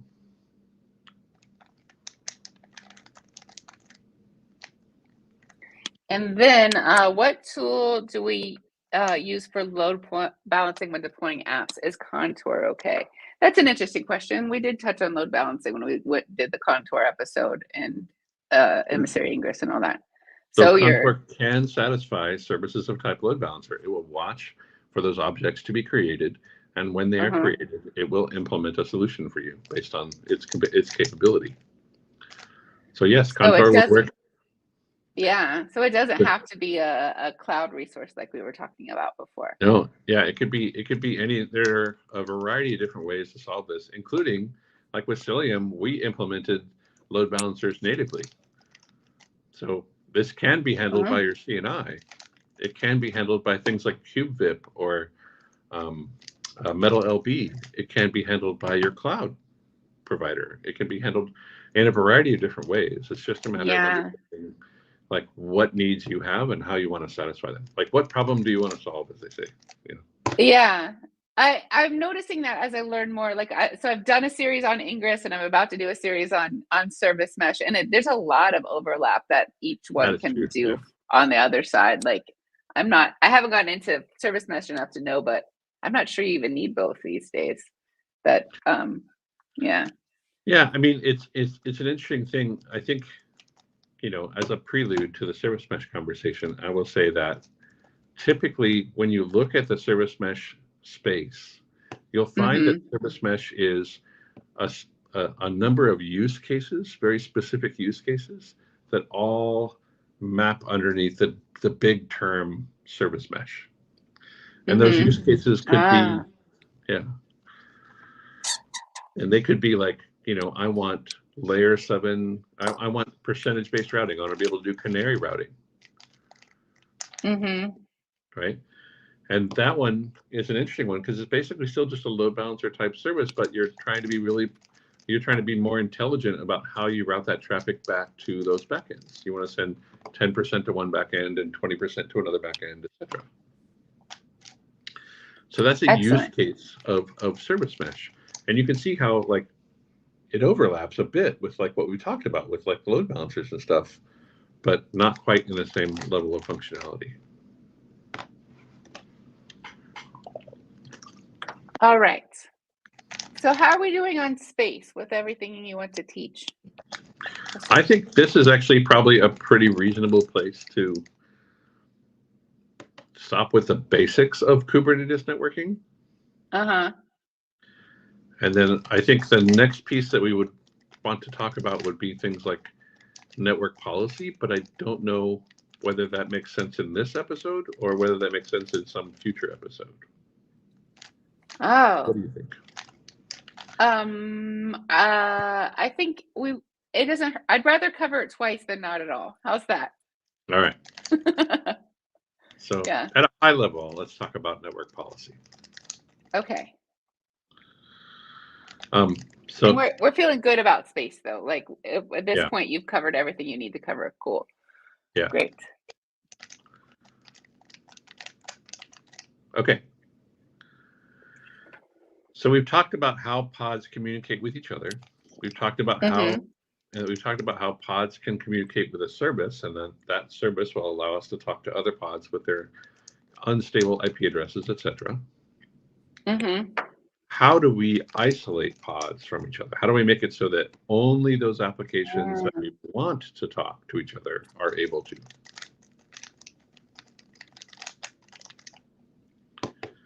Right. How do we harden the network, as it were?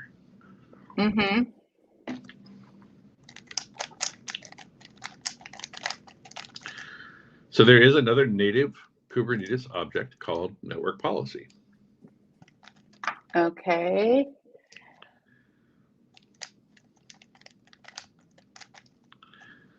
And network policy gives us the ability to define label-based policy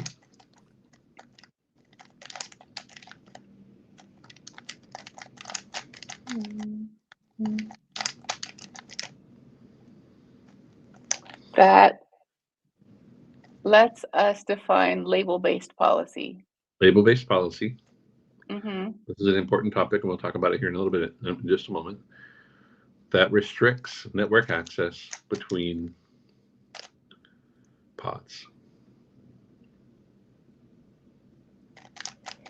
I have a question.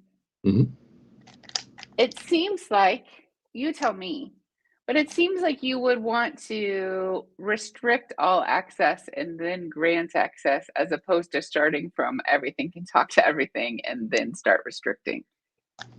So the challenge in that, that is a practice that some implement. Yes, that is a excuse me. That is a way to do it. The challenge with it, though, is that if you were going to go that route, then you would have to know what all of the traffic is that you want to allow before any traffic would pass. Yeah. So if you had a default deny, that means that you're not letting anything through there until you know for sure what's supposed to communicate with what. Yeah. And that's a lot to figure out, like. But if you instead you said, I'm going to allow this traffic and I'm going to record the interactions between these things, and from that recording, I'm going to derive network policy, then that would be better, right? Because then you're like, well, now I know these applications, when they communicate, they do it like this, and that's normal. So I'm going to record what normal is in the form of a network policy. And I'm finding that that's pretty common with like policy and security stuff, to have a monitor phase, like a monitor mode. Yeah, I did Notary last week. Yeah. Absolutely, and, because you're always going to be surprised. I mean, like one of the things that has come up for me a few times, which is always a surprise in network policy, is like I sometimes forget that NTP is a thing, network time protocol, right? And so like there may be an implementation in your application that is actually concerned about network time protocol, and it may reach out to an NTP server to try to like find out what time it is and make sure that it's in sync with all of the other things in your distributed system, so that you can also agree on what the wall clock is, which is important stuff. Like but did I put network policy in my firewall policy? Did I remember to put NTP in there? Probably not, right? Because I'm not thinking about it. I'm thinking this application is talking to that application. I put that in there. Yeah. Right? Everything broke because no one knows what time it is. Exactly. This is the kind of stuff that I can totally get you. Yeah, absolutely. Right. I see a question about OPA. I want to tell you, Yari, thank you for your question. We have, there is an Enlightning episode about Open Policy Agent already. So if you go to tanzu.tv/enlightning, you can see all the episodes. Yeah. Oh, nice. Cool. Yeah, so network policy gives us the ability. So I was saying I defined this as label-based policy because the way that network policy works is that you are you have selectors, right? So you can have a namespace selector and a pod selector, just like you do with services. And those selectors define your targets, either your source or your destination, and whether the traffic is ingress or egress.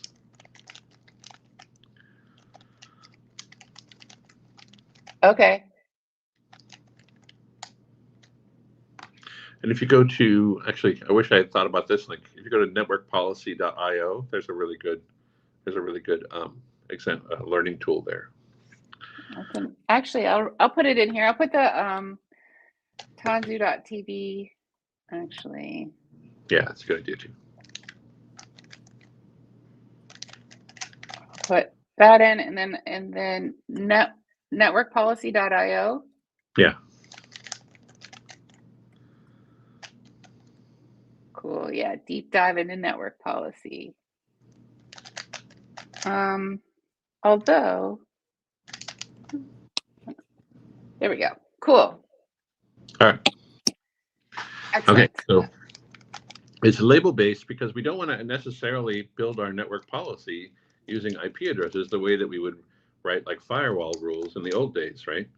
Because, and the reason we don't want to do that is because of the same pod IP problem that we talked about. We don't know what the pod IPs are going to be. So we have to have some other mechanism for identifying those pods as it relates to network policy. And one way we can do that is by labeling pods and then using those labels as a way to define them in our policy. I have a question. Yeah. I've done a series on policy tools, and it seems like a lot of policy tools can handle network policy. Like, when do you want to use the Knative network policy object versus use a CNCF project, like a third-party tool to do network policy? So here's the difference. So this is actually similar to the load balancer problem.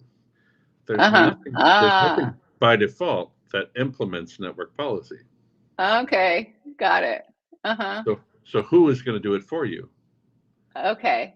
Right? And typically, network policy is actually most often solved by a CNI implementation. So it could be Cillian, could be Calico, could be like, any of these things, Antria, etc. But your CNI is usually going to implement network policy. But it raises a good point. Like if you brought up a CNI that doesn't support network policy, think something like Flannel, for example, you would still be able to write network policy, but it wouldn't do anything.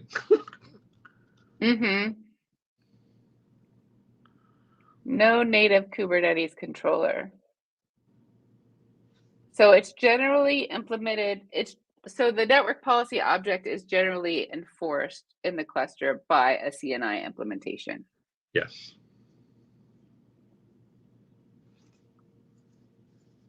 Yeah, most commonly CNIs will handle this. Okay. And we have some, let's see, we have some, back for a short bit, is that a whiteboard and are you mirroring? I'm not mirroring, the camera's just flipped. So I'm not quite the, I do love not this quite the effect, superhero. so freaking cool. I love it. Yeah, the NARC is most commonly implemented by CNI, by a CNI. Yeah. Cool. So I don't think we have a good broad definition of what exactly a CNI is. Can we do that? I love that statement all by itself, actually. Yeah, because just it like is so period. That's things. how it is in life. Yeah. Yeah. A CNI. Do you want to say more about network policy before we do the CNI definition? Yes.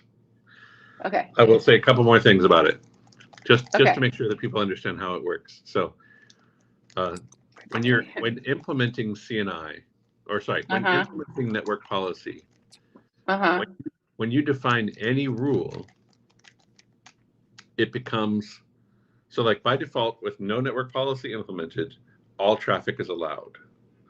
The moment that you have a network policy that matches traffic that you care about, any other traffic that is not defined by that network policy will be dropped. Okay. So it becomes, it moves the model from allow all to deny all with exceptions. So if you have even one little network policy about one thing, the whole cluster model changes? No, not for the whole cluster, just for those things that are selected by that network policy. Okay, got it. So if I were to say, if I write, in fact, the simplest network policy is the one to define where you basically just say ingress brackets, egress brackets. And that network policy is now a deny all for all traffic where that network policy will apply. Okay. Right. And what that does is, I mean, that's my point, is like, it's network policy can be hard to implement because of that. Like the moment any rule matches, all traffic not defined within that rule is dropped for those pods that are selected.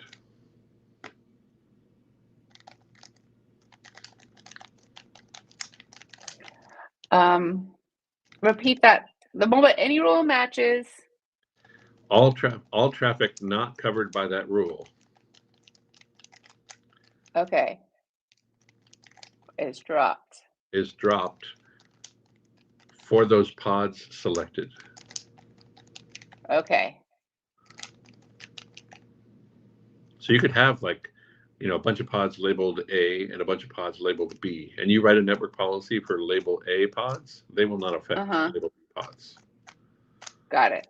Right. It will only affect the ones that you aimed at. We have a couple of questions. Go ahead. Are there any CNI implementations that don't implement network policy? Yes, Flannel is one of them. Yeah. And when are we getting a gRPC-based CNI? We have one. It's called Cilium. I saw you light up. And then Nuno has a question. Can you cover DNS resolution within the cluster and forward it to external and public DNS servers in terms of security? In terms of security, such as DNS tunneling attacks. I'm thinking that's a little bit outside of our space. So that but that no, means I will say that. Yeah, I will Okay. say that, like as I mentioned before, I'm Maui Lion everywhere. I'm on Kubernetes Slack. I'm everywhere, like I'm on Twitter, et cetera, et cetera. Like, so if you want to have that conversation outside, that's something we could do. I'm going to turn on the display. Okay. I'm putting on the display names for a moment so you could see the Maui Lion, Yeah. MAUI. Yeah, but you can see our Twitter handles briefly, and I'm going to turn it back off because it's a distraction. Yeah, and I'm Maui Lion because I grew up on Maui and I like lions. So that's what Nice. I love it. Cool. So that's, and you said there were a couple things you wanted to say, more things to say about network policy. That was one of them. And then also that typically speaking, a CNI implementation will also implement other capabilities in network policy that Kubernetes network policy doesn't implement. Okay. So CNI. And does it do that? Like, how is it adding that additional stuff to a native Kubernetes object? Is it doing it with the annotations the same way Ingress does? Great question. But actually what happens is that most CNIs will implement their own form of network policy that can be implemented in addition to Kubernetes network policy. So the CNI implementation will make additional custom resources objects that complement the network policy object. That seems like a better way to do it than annotations. Yeah. And what's neat about it is that as that superset of features has evolved, Kubernetes network policy has commoditized them, right? So as these things happen more often, like or they're implemented more frequently by CNIs, then the Kubernetes network policy model picks them up. So that seems similar to Ingress's and gateway class. Exactly right. Okay. Cool. So we repeat what you said so I can capture it on the board about the additional functionality. CNI. So most CNIs that implement network policy will implement a superset. Will have more functionality than Kubernetes network policy. Okay. How about that? That's good. Yeah. I'm gonna say add functionality.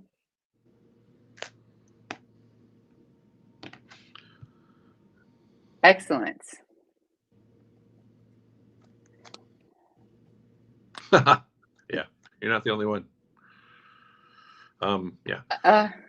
Sorry. Yeah. So in the chat, Tani was saying Tani Wa was saying I've been pronouncing Mali this whole time. Oh yeah, mine. I was like Malian was in my head. My friend Joe Beta actually pronounced it initially. He said he thought it was Mawillian. Mawillian. Okay. Okay, so we have network policy covered, and now we want a good definition for CNI. Yeah. So a CNI implementation. So basically, CNI is a spec, and you can go to CNI by definition is a specification, and I think it's CNI.org, but I'm going to look it up real quick just to make sure I have it right.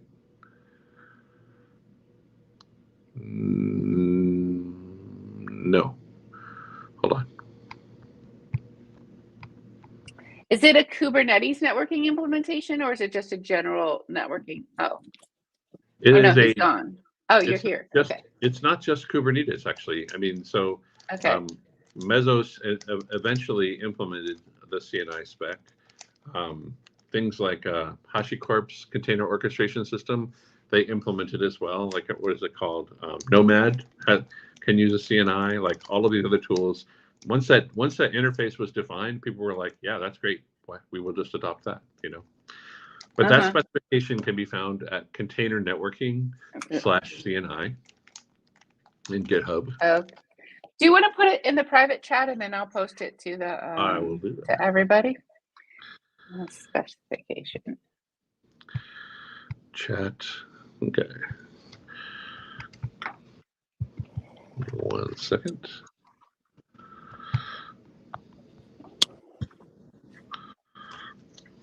And then we also have a question. What do we got?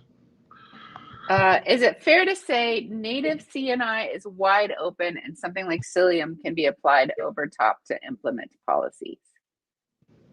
That is generally true. That's another way that CNIs are implemented. It's through a mechanism called chaining, but we'll talk about that here in just a moment once I finish typing this in.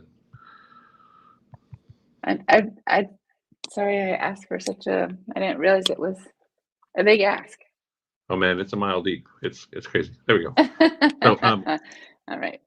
Yeah, so container networking interface is a spec, and it basically defines the mechanism by which the kubelet or whatever agent you have will talk to this piece and get an IP address and configure it and all of that stuff. The implementations out there of a CNI are myriad. There are so many, and there's so many that have come and gone and have existed for a time. But there are just a ton of them out there in the market. And some of them actually are implemented by cloud providers, right? So if you bring up an EKS cluster, you get the EKS CNI by default, or the AWS CNI by default. If you bring up GKE and you get data plane v2, they call that GKE's data plane v2 under the covers. That's implemented by Cilium. But there's so many different implementations of it. Now, the interesting part is that all of these different implementations, in that spec, there's nothing in the spec that says that you must satisfy network policy. There's nothing in the spec that says you must satisfy load balancing. There's nothing, that is where things get interesting, because when you say there's no good definition for a CNI, you're right, because there's no required set of functionality other than that Kubernetes networking model document that has to be satisfied. This is what I'm a little confused about, and why I haven't written on the board since you've been talking, because you said it's not Kubernetes specific. So I didn't want to say even mention the kubelet. Like, is it about if it's not Kubernetes specific?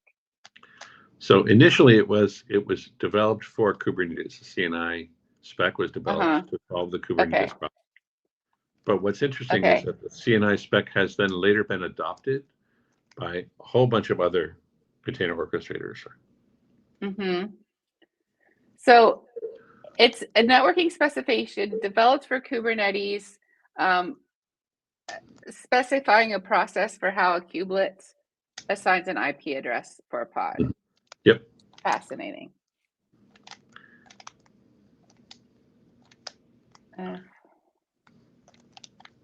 That's what the CNI is. But then the implementation of that is everywhere. Calico, Cilium,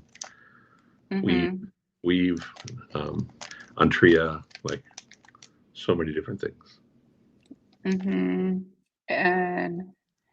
and then all of the different implementations probably add their own functionality on top of this basic spec. And some of them do things like, a huge portion of them will satisfy network policy as a table stakes kind of thing. But there's no requirement in the CNI spec that they do that.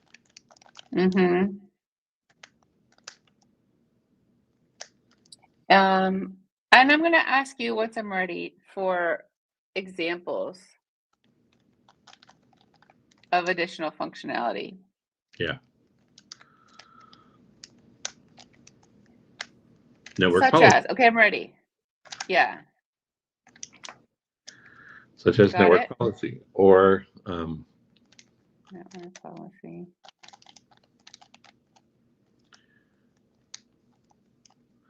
Load balancing.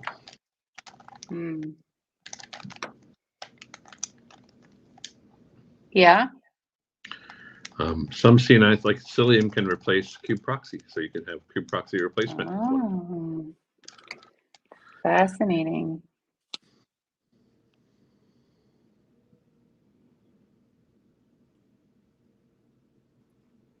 Okay. Even elements of service mesh can be implemented by a CNI. So I would say elements of service mesh or service mesh use cases. And that's actually becoming more popular as well. So these are all things that the CNI can involve itself in, but it really just depends on like what they consider to be in scope for what they want to deliver as a product or what they want to deliver as a project. We have maybe a question or a comment. We haven't said, I guess, what kubeproxy is. Kubeproxy is what runs on every node in a cluster to route traffic that arrives at that node to the appropriate backend pods. Is that correct? I would say that kubeproxy is the thing that implements services inside of Kubernetes. Okay. So when you define a Kubernetes service, it's kubeproxy that will actually make that service work or function. Okay. It will do all the heavy lifting. Excellent. Fascinating. And then Tani says kubeproxy used to open sockets and do a copy before IP tables mode was implemented. That is beyond my understanding. Kubeproxy used to open sockets and do IO copy before I put. Yeah, that's true. Actually, that's like definitely digging into the history of it, though. Like kubeproxy has had a long road in solving the challenges that it has. But at the time, like services were implemented differently.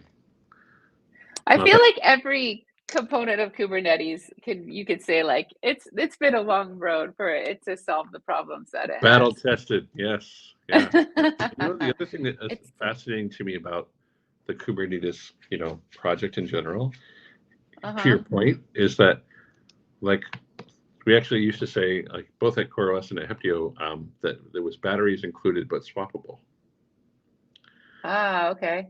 And that means and what that means to me is like this CNI thing, right? You could pick any CNI. What problems are you trying to solve with a CNI? That, and does the CNI that you're evaluating solve those problems? Yeah. Right? Like it could be anything. And the same thing for you could even replace the controller manager or functionality that the controller manager handles. You could customize the scheduler inside of Kubernetes to do particular things for like batch jobs, which are different than other things, right? Like you can implement Kubernetes and swap everything out, so you're not actually running any native Kubernetes. Yeah. Yeah. Like Frankenstein. There's an implementation of the kubelet that actually, instead of implementing containers, implements WASM. WASM modules, yeah. Right? Yeah. Like, wow. Like all of these things. It's like, and to be able to, the thing that really blows my mind more than almost anything else in that scenario is to define this relatively complex distributed system in a way that's flexible enough to allow for that. Yeah. It's amazing. Like, like what did you say earlier? A ballet. It's a ballet. But it's amazing. Tony West says all the different Kubernetes components have histories like humans when we all work together. It's nice. Exactly. Yeah. Together we get the job done. We do. The power of community. The power of the Rubik's Cube community too. That's right. What do you want to say with this last little bit of board space? Look at my little floating head in the box. I will say that cube.academy is a thing. That's a great resource for learning more about these things. I actually worked on some of the content in that particular website. Got great stuff in it. Cool. I'm Maui Lion everywhere. Feel free to reach out. If you see a guy with a hat like this, looks like this guy, I love meeting new people. Yes, me too. If you see my big smiling face that I can't put away. Actually, both of us, both Duffie and me, we always have cool stickers with us too. So if you see us at KubeCon, yeah, get a sticker. His is an awesome like goose sticker, and I have one that says "All clouds are broken," which is one of my favorites. yeah, mine is like spider rainbows and just goofy illustrated stuff. Yeah. And Tani says, I can wear the hat, but I can't grow the beard. Yeah, Tani's going to be there too, apparently, as a Duffie impersonator, but maybe you can. I love it. Nice I've actually only run across one other Duffie in my life, and this is another funny story, but like I had, for a long time, I used to do Renaissance fairs for a living before I got into tech. Cool. Well, when you say do them for a living, what would you do at them? I would either work for the show itself and handle things like security or ticketing or something like that, or I would actually work for one of the vendors at a Renaissance fair. I sold chocolate. I used to blow glass. I did a bunch of different things. Cool. Sold jewelry awesome. and a bunch of things at different Renaissance fairs. But because of that, I had, and my personality, like I knew a lot of people at these particular Renaissance fairs that I worked at for like 5-6 years. Like everybody knew who I was. And at some point, decided not to do Renaissance fairs anymore. I was kind of like burned out on it, and I wanted to go explore tech and like get into other stuff. And then a couple of years after that period, I come back to the Renaissance fair that I'm really, one of my local ones that I usually go to, and I find out that there's another Duffie. And the way that he showed up, he was like, he walked up to the back of a nail stand or a booth and knocked on the door, and they said, "Who is it?" And he said, "It's Duffie," and they let him in. Because they thought it was that is you.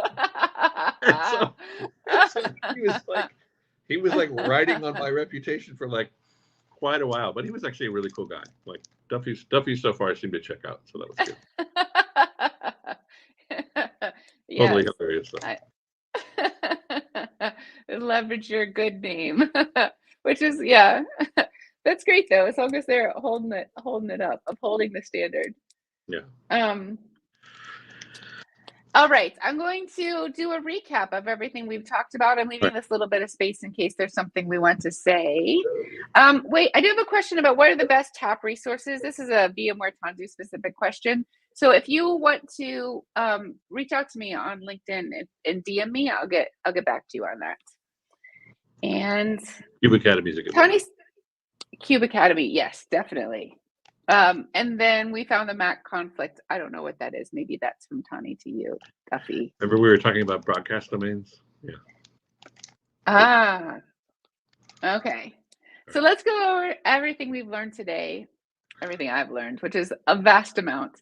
So before Kubernetes, virtual machines and hypervisors were becoming super popular. And so virtual networks were created to be able to network together virtual machines. So there's also an open virtual switch, which is a virtual network switch that was in the Linux kernel that would help connect VMs to each other. So the old way it used to be done, look how big I was writing at the beginning. I didn't know it was about to come. The old way it used to be done on the physical or virtual machine, there'd be more than one app running. So we have a cat app and a cow app. And if you want to access that app, you need to know the IP address of the host machine and you need to know the port number.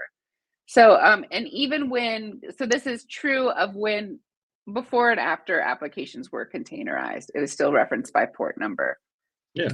So what the problems that arose from doing it this way is that there's a limited number of port numbers and on a machine, and you also have to understand the status of the port numbers, like which ports are currently open, which ones are in use. And it also doesn't scale well once we're doing this distributed model where we're using a lot of different machines, and each one we have to know the status of their port numbers. Yeah. So the Kubernetes networking model was introduced. And with the Kubernetes networking model, every pod gets its own unique cluster-wide IP address, which is important. It's also worth saying maybe here that pods are ephemeral, and a pod gets an IP address, but the pod might go away at any moment, and that pod will likely be reassigned a new IP address when it comes up.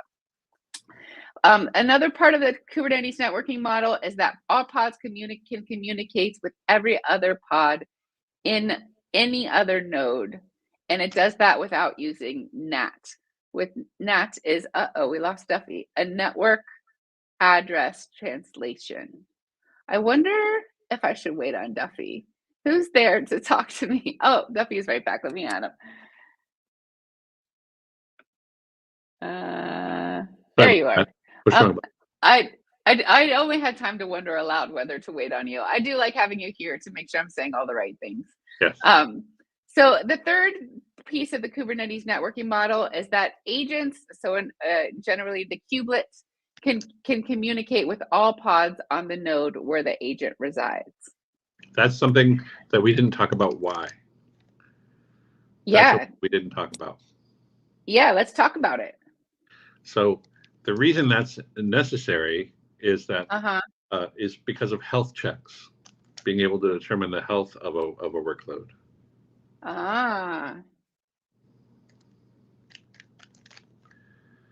Right. Most commonly, that's the reason. Like you might define in your pod a port or a particular path in your application that could be accessed by that agent to determine that your application is healthy or not. And for that pattern to work, then the agent itself has to be able to talk to those pods. That makes a ton of sense.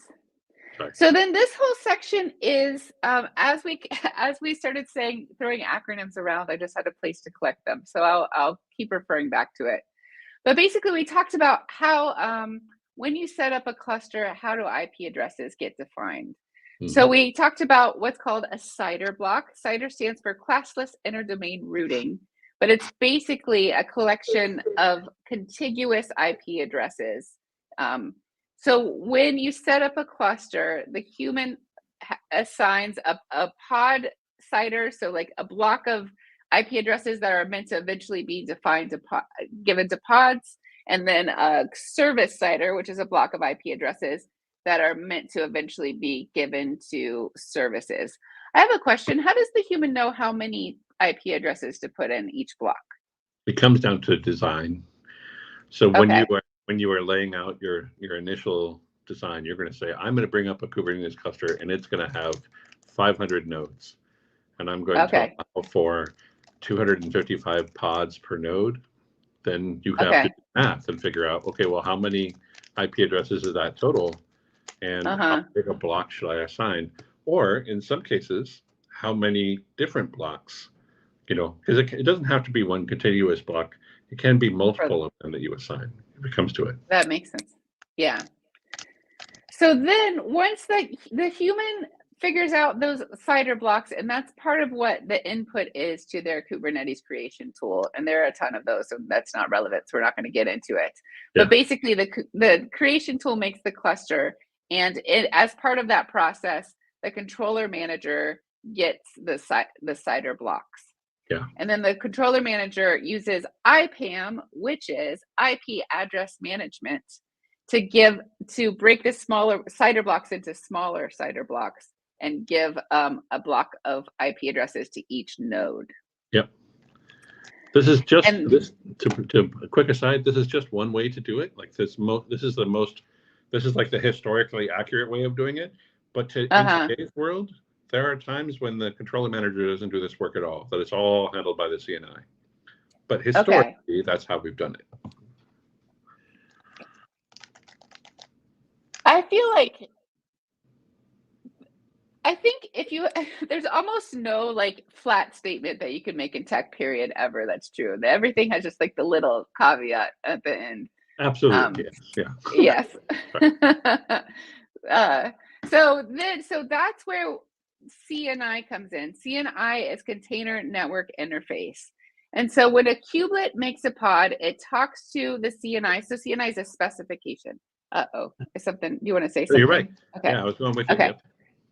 Okay, cool. So the CNI is a specification. So it talks to whatever's implementing the CNI, and it says I need the kubelet tells the CNI I need an IP address for the pod, and then the CNI implementation tells the kubelet which IP to use and other things that we didn't get into. Does all the plumbing at the lower levels. Yeah. Lower level plumbing. Yeah. And then we have a pod. So when a kubelet makes a pod, it not only talks to CNI for an IP address, but it's also talking to CSI for whatever storage resources it needs. So container storage interface. It's also talking to container runtime interface, CRI, about like when it's going to spin up containers in there, how that process is going to work. Yep. So now through our whole process, we now have pods, and those pods have IP addresses. So now the question is, how do the pods talk to each other on different machines? Now we know their IP addresses on different machines are different because that's part of the Kubernetes networking model, that every pod has its own IP address on other machines. But there are two different ways to communicate across machines. So the most common way is an overlay network. So when this pod knows that it needs to talk to this IP address, and so the pod that's on a different node. And so when the pod, the traffic for that pod leaves the node, it's encapsulated, it's enveloped in like where it's supposed to go. And then that's how it gets to the proper node. And then once it arrives there, that node knows what to do with it in the back end. I believe that's the kube proxy's job. Is that true? Is it? No. Kube proxy is not a part of it. Just makes it. Okay. When it arrives at the node, who's taking care of it and putting it where it goes? The CNI. The CNI. Oh, okay. CNI is still helping here. Great. Handling is this all the CNI? Yeah. Okay. Does CNI implement it either way? Yep. Well, okay. In the direct routing case, we can farm that out to the underlying infrastructure part of it. In the overlay case, it is typically the CNI that will handle the plumbing for encapsulation. CNI handles that. Okay. Yeah. And this method is good because you can reuse your IP addresses. The overlay method, which is the overlay method. But then there's also the direct routing method, where the pods make themselves routable by leveraging the underlying routing infrastructure. Yep. So and so the problem with that is it can cause IPv4 exhaustion. Yeah, exactly. So then what happens when a pod dies? So when it gets recreated, a pod will create a new IP address. So how do we get a stable IP address that we can use to access the app? That's the problem here. And so with that, we have Kubernetes services, which before today I thought I understood, but I actually learned a lot about Kubernetes services. But services let us give a stable IP address to a collection of pods.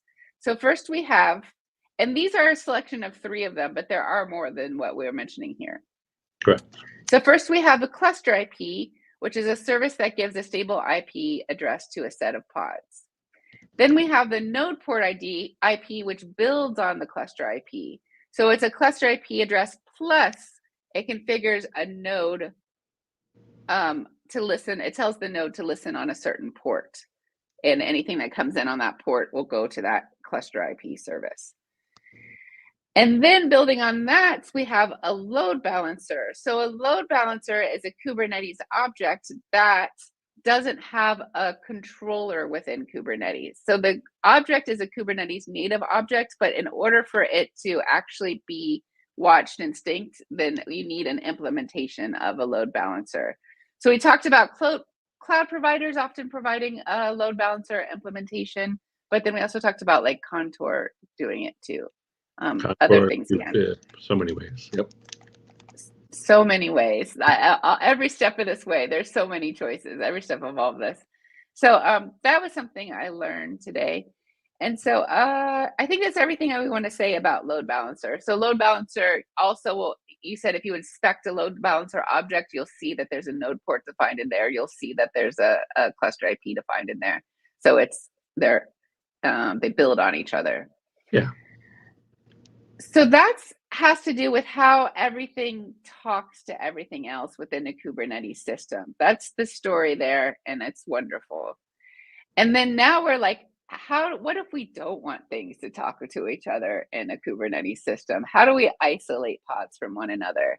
And we do that using a Kubernetes object called a network policy.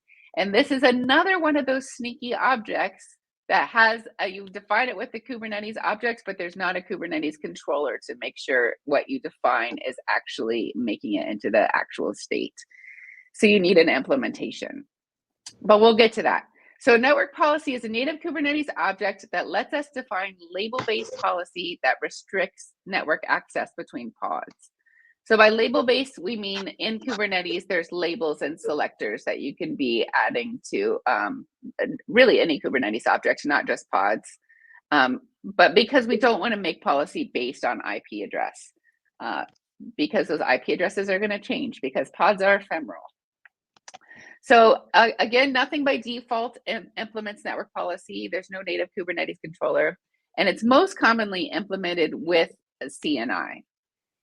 And yeah, and the moment, so a network policy is a rule, and when at the moment any rule matches, all traffic that's not covered by that rule is dropped for the selected pods. So once you make a network rule that has to do with selected pods, if there's a pod that doesn't touch that rule, it's still getting dropped. It becomes.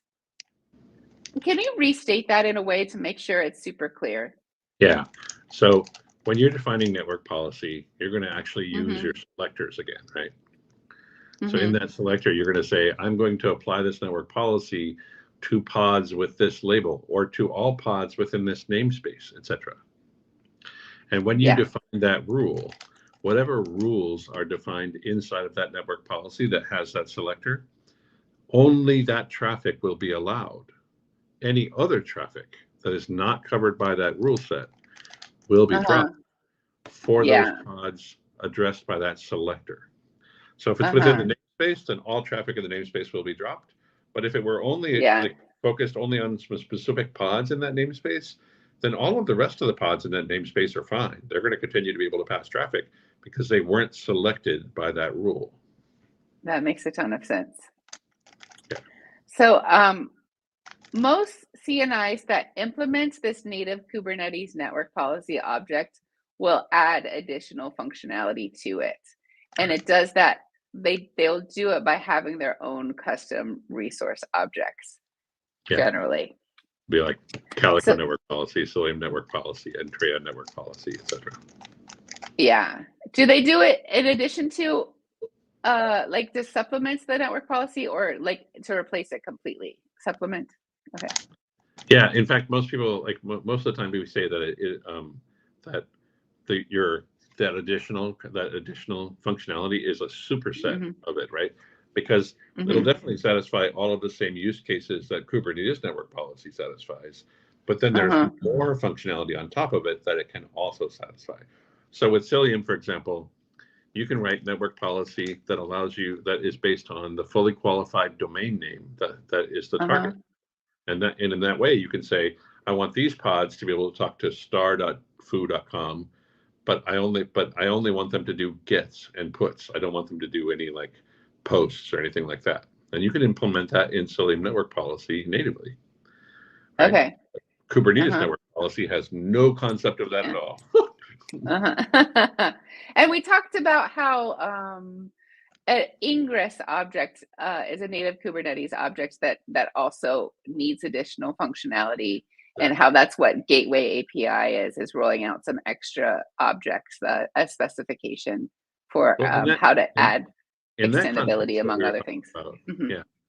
In that context, what we were talking about was like, so the ingress object took forever to actually move from beta to stable inside of the Kubernetes ecosystem. And the reason for that was that although it was useful, people were using it, obviously, right? The problem was that we never really felt comfortable with like all of the different annotations and everything else that were necessary to make ingress really functional for people. Yeah. But we learned a ton. And so the question was, well, now that we know what the ingress object could be, like when we learned all the different use cases for what an ingress object could be, how can we define that as an API? Yeah. Right? Instead of just saying like, this is your ingress object, these are your simple backends, And then here's a bunch of annotations that cover like how we handle routing. Perhaps Uh-huh. we actually turn that into an API. That's where Gateway API shows up, is that we've said it's like Ingress v2 or Ingress v3 really at this point. You know, it's like finally getting to the point where we're starting to take those use cases that are more complex and figuring out a way in the community to define an API to address those things. It's beautiful. Just adding a new move to the ballet. Yeah. So then at the end, we tried to come up with like a container, like a definition for container network interface. So really it's a specification, and what it needs to do is specify a process for how a kubelet assigns an IP address to a pod. That's what it does. But all the implementations add additional functionality to that. So a lot of implementations might add network policy. They might add the load balancing. They might do a kube proxy replacement. They might incorporate elements of service mesh.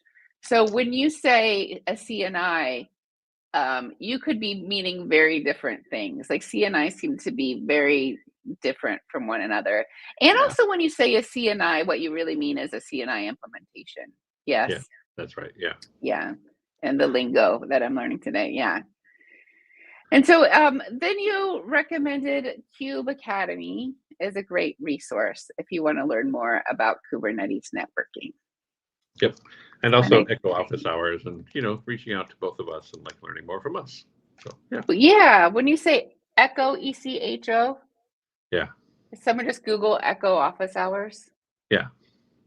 And that's actually where we talk about like Cilium and Kubernetes networking and all the other different things that we're working on with eBPF. But it is also just a really great resource. I host a thing there like every alternate week where I talk about some particular cool stuff. Nice.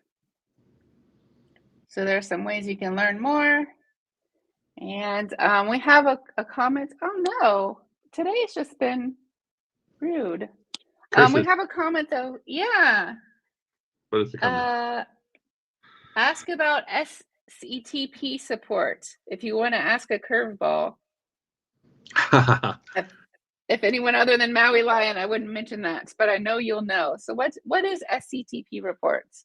I think support. I think I want to punt on that. I think that's yeah. We're at the very end. Oh, we lost you too. Or did you? No, I'm here. Okay. Oh, very nice. Do you know what we do at the end is dance? It's pretty sad that my browser lost connection to my camera.